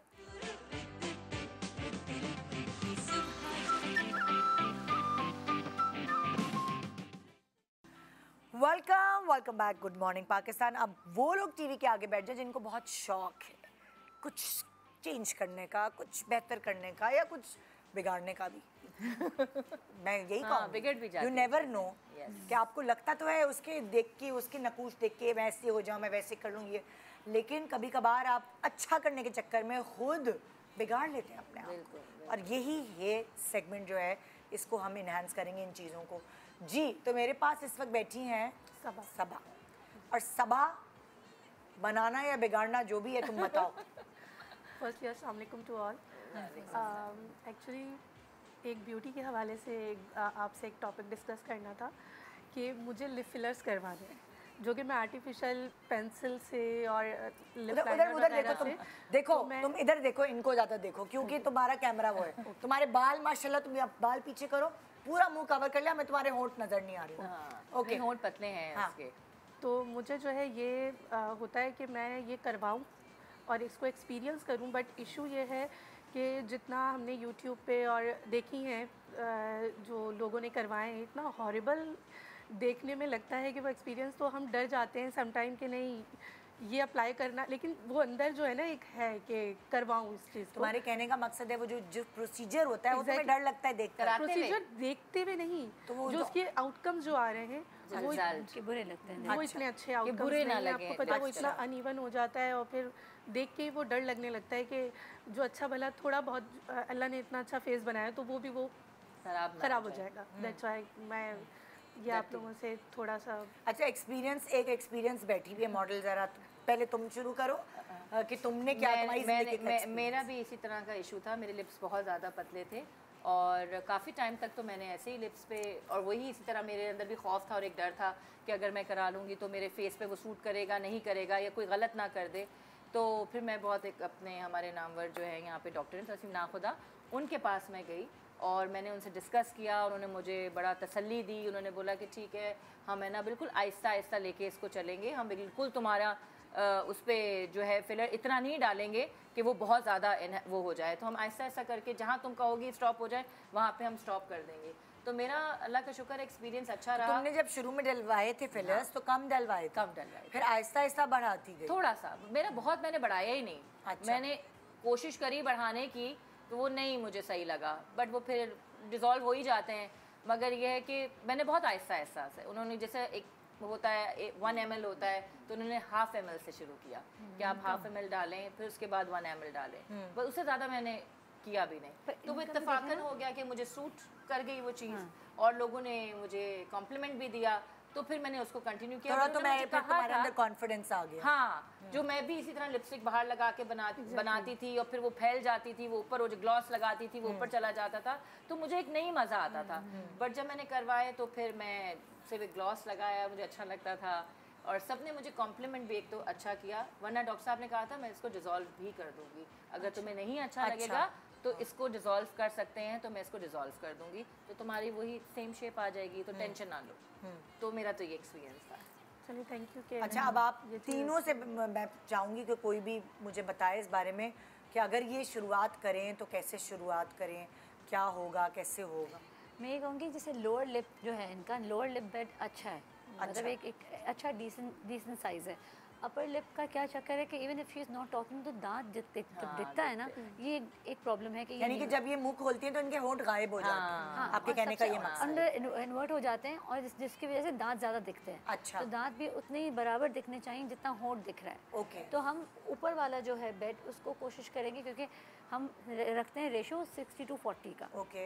तो हमें ऊपर वाला होंठ थोड़ा मोटा करना पड़ेगा ताकि ऊपर वाला बेड अच्छा बैठे, तो नीचे वाले को शायद इतना ज़्यादा टच भी ना करना पड़े। पर जब हम करते हैं टच तो ये हम सबको बोलते हैं कि करवाओ तो अपर एंड लोअर दोनों को टच करवाओ। यस यस एग्जैक्टली, ताकि बैलेंस आए, बैलेंस हो। हाँ, जैसे कि डॉक्टर अमरीन ने कहा कि अपर जो है इनका बॉर्डर नहीं बना हुआ, बस बिल्कुल एक लाइन सी नज़र आ रही है, तो इनका हल्का सा हम टच करेंगे, वो मिलियन बॉर्डर बनाएंगे ताकि इनकी होंठ की एक अच्छी शेप नजर आए, उससे बैलेंस हो जाएगा। और नीचे बिल्कुल मिडिल में हल्का सा दे देंगे तो शी विल लुक गुड। इनका जेन्युइन केस है, इनको ज़रूरत है फिलर की। अगर ये डिज़ायर करें तो इनको ज़रूरत है, इन पे बड़ा नेचुरल और अच्छा लगेगा। हल्का सा वर्मिलियन बॉर्डर बना के और बीच में टिप। अनिता, आपको पता है ऐसे होंठ या किसी के भी पतले होंठ होते हैं ना, तो होंठों के ऊपर जो ये 2 लाइंस आ रही हैं ना फिल्ट्रम्स, ये नहीं होते यूजुअली लोगों के, तो फिर गुंजाइश ही नहीं होती कि उनको लिप फिलर किया जाए, क्योंकि वो फिर ऐसे राउंड टायर जैसा लगता है। अगर कि ये 2 फिल्ट्रम्स जो दिख रहे हैं खूबसूरत से, इनके ऑलरेडी हाथ लगा के बता सकते हैं? सो सॉरी, एक मिनट जरा कैमरामैन क्लोज जाएं और आप अपना फेस आगे ही रखें। अब आप बताएं अमरीन, क्या चीज की बात कर रही हैं? जो 2 लाइन खूबसूरत सी बनी होती हैं नाक से नीचे, फिल्ट्रम्स जो बने हुए थे, ठीक है, अगर किसी के ऑलरेडी इस तरह बने हुए हैं तो उनके ऊपर लिप फिलर और एनहांस हो जाता है। अच्छा, कम मेहनत, डॉक्टर की कम मेहनत, उनकी अपनी इन्हांसमेंट ज़्यादा। और अगर नहीं है तो फिर आपको लगता है वो टायर वाली लुक आएगी? अगर नहीं है, ऊपर फिल्ट्रम नहीं है, तो हम आर्टिफिशियली बनाते हैं फिल्ट्रम्स। वो कैसे बनते हैं? वो भी लिप फिलर से बनते हैं, ऐसे लाइंस, क्योंकि अदरवाइज अगर आप फिलर डालेंगे तो एक टायर लगेगा, टायर की तरह। अब इनके क्योंकि वो फिल्ट्रम से तो मतलब ऊपर आपको स्किन में जो लाइन बनने पड़ते हैं, ये जो 2 लाइंस आ रही है फिल्ट्रम कह रहे हैं, तो अगर नहीं है प्लेन बहुत सारे होते हैं, तो आप इन लाइंस को ड्रॉ करके पेंसिल से और उस पे फिलर से उसकी लाइन ड्रॉ करते हैं ना, पूरी बनाते हैं, वो बनाते हैं। तो पूरे आर्टिस्ट। एंड ये बो है, अल्लाह ने ये बो की तरह, हम इसको क्यूबिक बो कहते हैं। ये जो होंठ बनते हैं ये बो, जैसे इन भी प्रोमिनेंट है, आपकी भी प्रोमिनेंट है, बहुत अलग अलग फीचर्स बैठे हुए हैं, तो अलग अलग, इनकी मैम की भी बहुत प्रोमिनेंट है। इनका ऊपर वाला लिप मोटा है तो इनका एक वो है एप्पल शेप है इनका, तो हर किसी का लिप अलग अलग अलग अलग अलग अलग होता है। इसी तरह है उसमें एक तो बहुत ज़रूरी बेटा ये होता है कि जो आपको डर लग रहा है ना कि मेरे होंठों को ये ना हो जाए, वो मोस्टली उन पेशेंट्स को होता है जो तस्वीरें लेकर आते हैं जी, मुझे ऐसे होंठ चाहिए। एग्जैक्टली, बिल्कुल सही कह रही हैं। ये याद रखें सब ऑडियंस के लिए भी कि अल्लाह ताला ने आपकी एक शक्ल सूरत बनाई हुई है, आप एक प्लेन कैनवस नहीं है, आपकी एक ऑलरेडी तस्वीर उसके ऊपर है, उस तस्वीर को ही हमने इन्हेंस करना है, बनाना है। अगर आप कहो कि मेरा तो यही बना के दो, खराब होगा। आपके अपने ही बॉडी को अल्लाह ने बहुत अच्छा बनाया, कोई चीज़ कम है उसमें उसी शेप को हम बेहतर कर देंगे, किसी और इंसान की शेप बनाने की कोशिश करोगे, गड़बड़ वहाँ होती है। अच्छा, जैसे ये तो अभी यंग है डॉक्टर साहिबा, लेकिन जैसे बहुत जब खवातीन एजेड हो जाती हैं तो उनके अगर नॉर्मल लिप्स भी होते हैं तो वो पतले अंदर हो हो जाते हैं, हैं। हर चीज़ आपकी चेंज होती है। पतली नाक होती है तो वो थोड़ी सी बिखर जाती है, फैल जाती है, तो ये वाली चीज़ें, तो वो जो खवातीन जिनके नॉर्मल थे सारी ज़िंदगी उन्होंने नहीं कराए, मगर एक सर्टेन एज पर उनको ज़रूरत पड़ती है ताकि उनकी यूथफुलनेस लिपस्टिक आपकी नज़र आए, तो उसमें सिर्फ फिलर नहीं होता, उसमें आपकी, क्योंकि ये पूरा एरिया जो है आप देखेंगे बूढ़े लोगों का यहाँ से यहाँ तक एरिया लंबा हो जाता है। जब आप बूढ़े होते हो ना, आपकी यंग मदर्स को देखो तो ये इतना खड़ा होता है कि मसल स्ट्रॉन्ग है, स्किन टाइट है, तो ये जैसे से एज आती है ये लंबा हो जाता है, नाक ड्रूप करता है, कान ड्रूप करते हैं, ये बूढ़ों के अंदर। तो उसके लिए सिर्फ ये फिलर्स नहीं होते, फिर उसके साथ आपको सारी कि मैंने फिलर बना दिया, पूरी स्किन लूज हो रही है, बूढ़ी सी औरत की, then you have to make कि इसको मैंने पूरे को बनाना है, क्योंकि लिप्स उस बूढ़ी सी औरत के बहुत अच्छे कर दिए, तो it will look very odd, very odd. आपको पूरी स्किन पे काम करना है कि ठीक है, अगर वो 70s में है तो मैं उसको 5-6 ईयर्स के लिए थोड़ी सी पूरी स्किन और उसके हिसाब से लिप्स, उसके वो छोटी छोटी चीज़ें जो लूज हो गई हैं, हैंगिंग हो रही है, उनको थोड़ा थोड़ा लिफ्ट दे के, तो उसके साथ लिप्स को। बट आपकी एज में क्योंकि एज नहीं है, तो आपके अपने लिप्स को हम डेफिनेटली अपर लिप थोड़ा सा ज़्यादा, लेकिन उसमें शेप आ जाएगी तो वो ज़्यादा अच्छा लगेगा, नीचे वाला उसको सूट करेगा। अच्छा, अब एक बहुत इम्पॉर्टेंट सवाल आप तीनों डॉक्टर्स से ये है, बहुत सारे लोग काम ख़राब भी कर देते हैं, काम क्या क्या ख़राब हो सकते हैं लिप फिलर्स को लेकर? क्योंकि मैंने बहुत सारे लोगों की डक शक्ल देखी है जी। वो डक शक्ल अच्छा, होती है। वो चीजें उनको पसंद होती हैं, पता है निदा, ये भी मैं आपको मैं ये बताऊं बिल्कुल कि जो बताऊंगी। डक शक्ल होती है वो चाहते हैं कि हमारी डक शक्ल बना दो और हमें ऐसे ही चाहिए। क्योंकि यूएई में देखेंगी आप अगर आम औरत सबका को, एक जैसा उनका face। सबका एक जैसा और उनके सबके मोटे मोटे होंठ बनाए यहाँ जाते पे भी है कुछ लोग, यहाँ पे भी ऐसे हैं अब जिनको फॉरेन पसंद में आता ऐसा है हो duck। गया है कि अब मैं अभी रिसेंटली ईरान गई, तेहरान में सब फीमेल्स मुझे एक जैसी जैसी लग रही लग थी, रही सबकी नोज एक जैसी, लिप्स एक जैसे, तो आप डिफरेंशिएट नहीं कर पा रही पर थी। निदा, अगर तो आप ये दुबई गलत में भी है। जाते हो किसी एस्थेटिशियन के पास, तो हम कोशिश करें कि हम किसी एशियन के, मतलब ऐसे के पास जाएं जो हमारे जैसा दिखता हो, जैसे कि पाकिस्तानी, इंडियन, श्रीलंकन।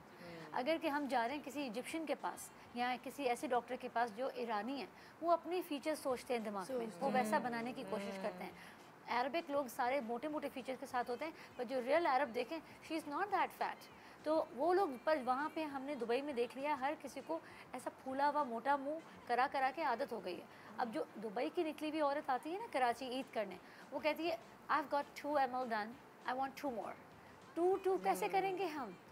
होंठ बिगड़ के फट जाएगा, इतना गंदा लगेगा, अंदर उनके बल बन जाते हैं। वो कहते हैं, तो हमारी अपने ही मुल्क की बंदी भी कहती हैं कि डॉक्टर अमरीन से, मैं वहाँ पे सालों से हूँ, आई एम वर्किंग देयर, मैं प्रेजेंटेबल लगना चाहती हूँ, मैं चाहती हूँ लोगों को पता चले मैंने अपने होठों पे खर्चा किया है। तो ये तो सेंटेंस ही मैंने ज़िंदगी में नहीं सुना था कभी, कि लोग चाहते हैं कि पता चले मैंने खर्चा किया है, मेरे होंठ दिखने चाहिए कि मैंने फिलर कराया है। और हमारे उस्तादों ने हमें सिखाया कि अगर तुम्हारा अमरीन जिस दिन काम दिख गया मुझे, मतलब तुम्हें मैं कह दूंगा कि तुमसे नालायक कोई नहीं है। जितना कम उतना खूबसूरत, जितना ना दिखना उतना एस्थेटिक्स। तो उन्होंने कहा कि जिस दिन तेरा काम अमरीन दिखने लग गया, उस दिन तुम मेरे सामने फेल। तो if we talk about her, coming on her, इनका पहले कहेंगे हम डेंटल चेकअप होना चाहिए कि अंदर से दांत, डेंटल चेकअप क्यों होना चाहिए? ताकि अंदर के इनके दांत बिल्कुल बराबर है या नहीं, ताकि उसके ऊपर लिप फिलर भी बैठे तो उस हिसाब से बैठेगा या मोटा लगेगा। कंबाइन होती है। हमें डेंटिस्ट जरूर चाहिए होती है ना सारी पूरा चीज़ें। फेस को आप अलग नहीं कर सकते। होठों के लिए करो। खास होठों के लिए। अच्छा, तो ऊपर ये के जाके दांत- पहले दांत अंदर करवाएंगी, 1-2 साल का प्रोसीजर। उसके बाद अगर लिप्स कराएंगे तो that is like for ever वाला सीन, कि अब फिर वो लिप वापस नहीं आते, पतले कभी भी नहीं होते। हाँ, बिल्कुल मोटे पतले रहते हैं। वैसे कभी भी नहीं होंगे। जैसे मैम ने कहा अब कि जैसे मैंने एक नोज साल का से नहीं फिलर, कराया। और जैसे मैम ने कहा कि नोज का फिलर 2-3 साल चल जाता है, एंड बिल्कुल जाता है। अंडर आइज का जो फिलर हम यहाँ पॉलीन्यूक्लियोटाइड बात करें, वो 2 साल चलता है। जो चीज़ें ज़्यादा यूज़ नहीं होती एग्जैक्टली उस पर ज़्यादा, क्योंकि हमारी बॉडी के मसल्स होते हैं, तो आप जैसे मुंह है ये बहुत हिलता है, ज़्यादा तो use लिप होता का फिलर आपका ज्यादा घुलता होगा ना। जी। और लोग क्या चाय पता, पीते हैं, गरम और चीज ये पीते हैं, वाली उससे भी चीज़ होता है कि मैरिनेट आप लाइन्स आती हैं जल्दी, क्योंकि आप ये use कर वाले रहे हैं। मसल्स हम इनका यूज अंदर, करते इनका हैं। अंदर होंठ है, मैंने देख लिया है। जब इनका डेंटल इन्होंने लिपस्टिक भी गलत लगाई जब है इनका actually। डेंटल ट्रीटमेंट हो जाएगा तो हाँ। क्या पता कि ये होंठ ज़्यादा वाजे दिखने लगे, ज़रूरत ही ना हो फिलर्स की। और वो सेकेंडली 1 साल जब बाद हम इनका डिसीजन फिलर होगा। करेंगे तो फिलर में सबसे इम्पोर्टेंट ये होता है कि आप बार बार, क्योंकि होठ बहुत सेंसिटिव और वैस्कुलर है, आप प्रिक कम करें। जितना आप प्रिक करेंगे ना, फिलर निकाला डाला निकाला, उतना होंठ सूज जाएगा। तो उसके बाद पेशेंट बड़ा घबरा जाते हैं। लिप फिलर में स्वेलिंग होती है, that is normal, that is very normal, क्योंकि पेन होगा। तो डॉक्टर को ये चाहिए कि 2 गो में हल्का सा यहाँ डालें, हल्का सा यहाँ डालें, ये ठीक हो जाएंगी। जितना हम प्रिक करेंगे उतनी स्वेलिंग होगी, ये जाके घबराएंगी, फिर फ़ौरन कहेंगी 4-5 घंटे बाद फ़ौरन इसको डिसॉल्व करें, उसको थोड़ा सेटल एक डाउन ब्रेक की तरफ जा रहे हैं। अब हमने आपको पूरी लिप्स की पूरी छानबीन करके जड़ सब बता दी, और क्या पूछते हैं अगले ब्रेक में चलते हैं। Good morning.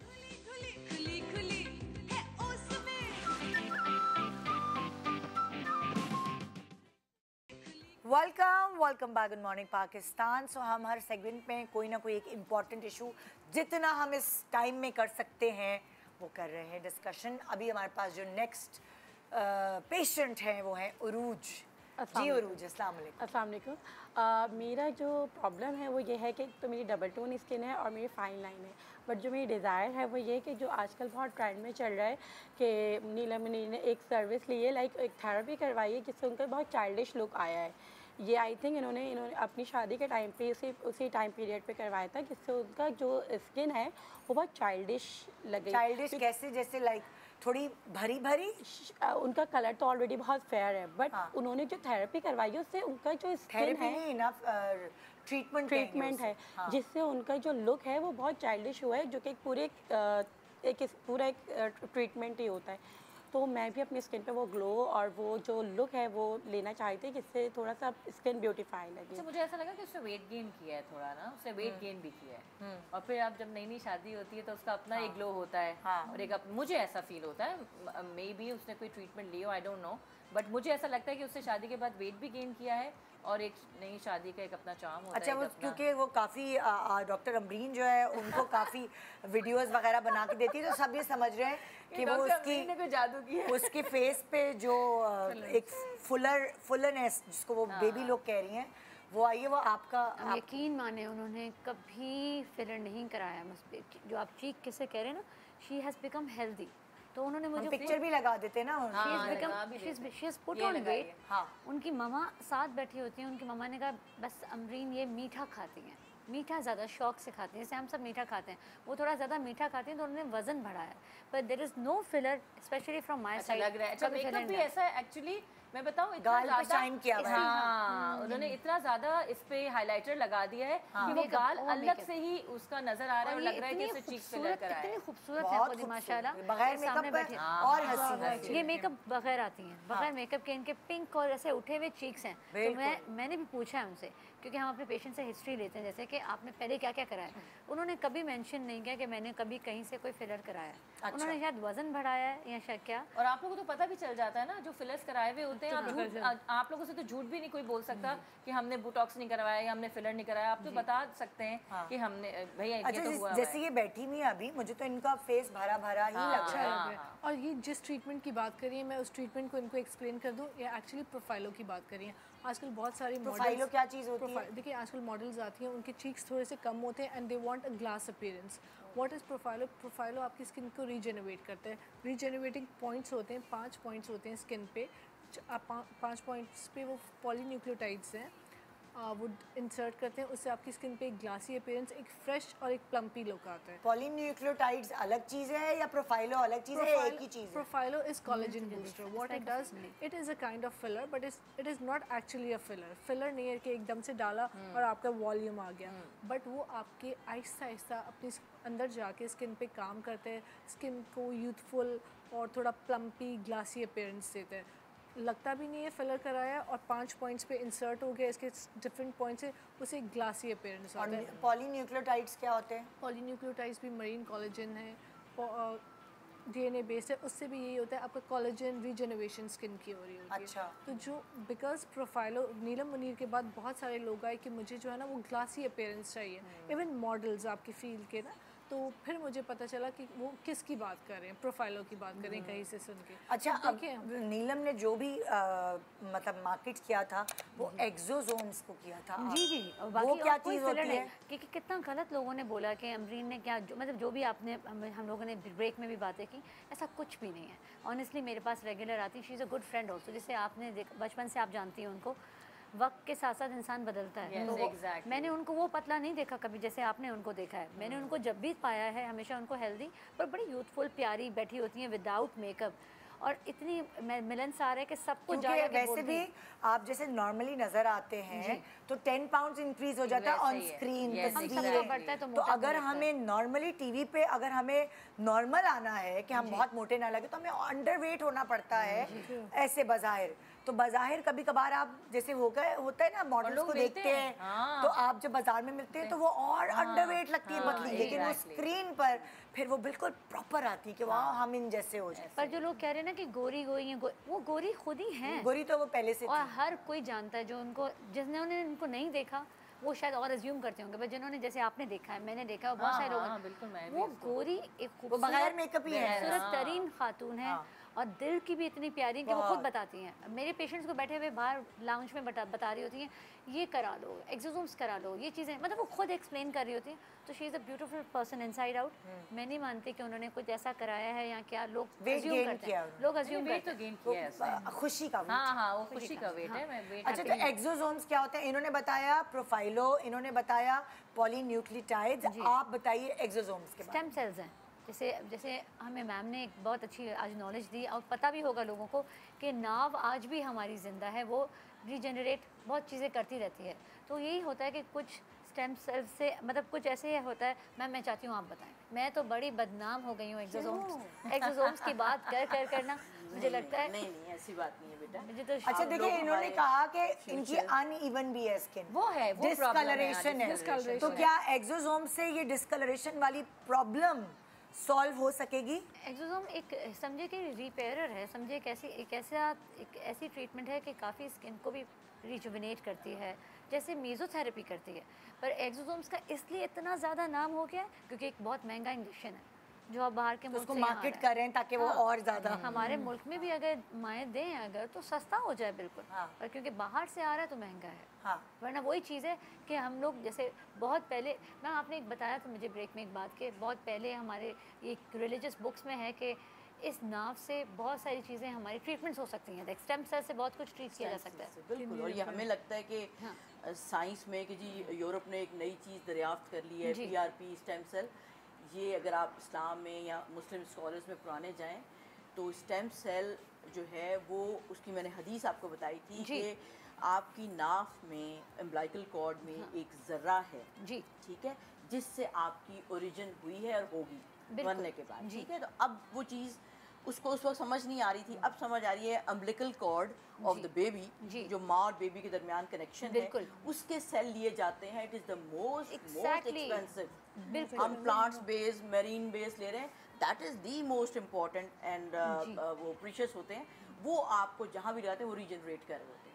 Stem cell hair से आते हैं, बोन से आते हैं, आपकी स्किन से लिए जाते हैं और अम्बिलिकल कॉर्ड से लिए जाते हैं। लेकिन क्योंकि कॉस्टली होते हैं, प्लस हराम हलाल अबॉर्शन, लोगों को नॉलेज नहीं है कि लीगल इश्यूज आ जाते हैं हमारे मुल्क में उस तरह से, सो इसलिए लोग ज़रा इससे घबराते हैं। दूसरा कॉस्टली, बहुत कॉस्टली होता है क्योंकि आपने ह्यूमन लिए हुए हैं तो बहुत कॉस्टली होते हैं। सो स्टेम सेल्स इज़ वो चीज़ है बेटा कि it's not a filler, it's not a Botox. आपकी बॉडी जिस सेल से अल्लाह ने इंसान की बॉडी बनाई है वो सेल अंदर रखा हुआ है ताकि दूसरे इंसान की, जैसे हम ब्लड देते हैं तो उसको जाके जगाते हैं। नहीं, आपने ब्लड किसी का कम हो गया तो हम कहते हैं यार इसका ब्लड दे दो, इसको मरने वाला है। इसी तरह स्टेम सेल्स की, यार उसकी बॉडी का ऑर्गन खत्म हो रहा है, स्टेम सेल्स दो बनना शुरू हो जाए। It is a normal human body cells which actually अपनी अंदर एक कैपेसिटी रखता है रीजनरेट होने की। ये डिस्कवर अभी साइंस ने किया है, बट इसकी हदीस, इसका जो इशारा था वो बहुत पुराना था। हजामा, अच्छा, अब हमारे पास इतना ही टाइम था कि हम इतना ही ज्ञान बांट सकते हैं। हमने बहुत मारा, हमने क्या बात नहीं की, हमने सारी बातें की हैं। बहुत शुक्रिया आप सबका शो पे आने का। और यहाँ एक जीती जागती क्लिनिक 3 काबिल खूबसूरत डॉक्टर्स के साथ और एक एक्सपीरियंस मॉडल के साथ। Thank you so much. Thank you so much. Thank you so much आप लोगों का। तो ये था हमारा आज का शो। उम्मीद है कि आपको ये देखकर कुछ ना कुछ तो समझ आया होगा, तो उसके लिए दुआएं कर लीजिएगा हमारे लिए बस। गुड मॉर्निंग, और कुछ नहीं चाहिए। मंडे को मिलेंगे।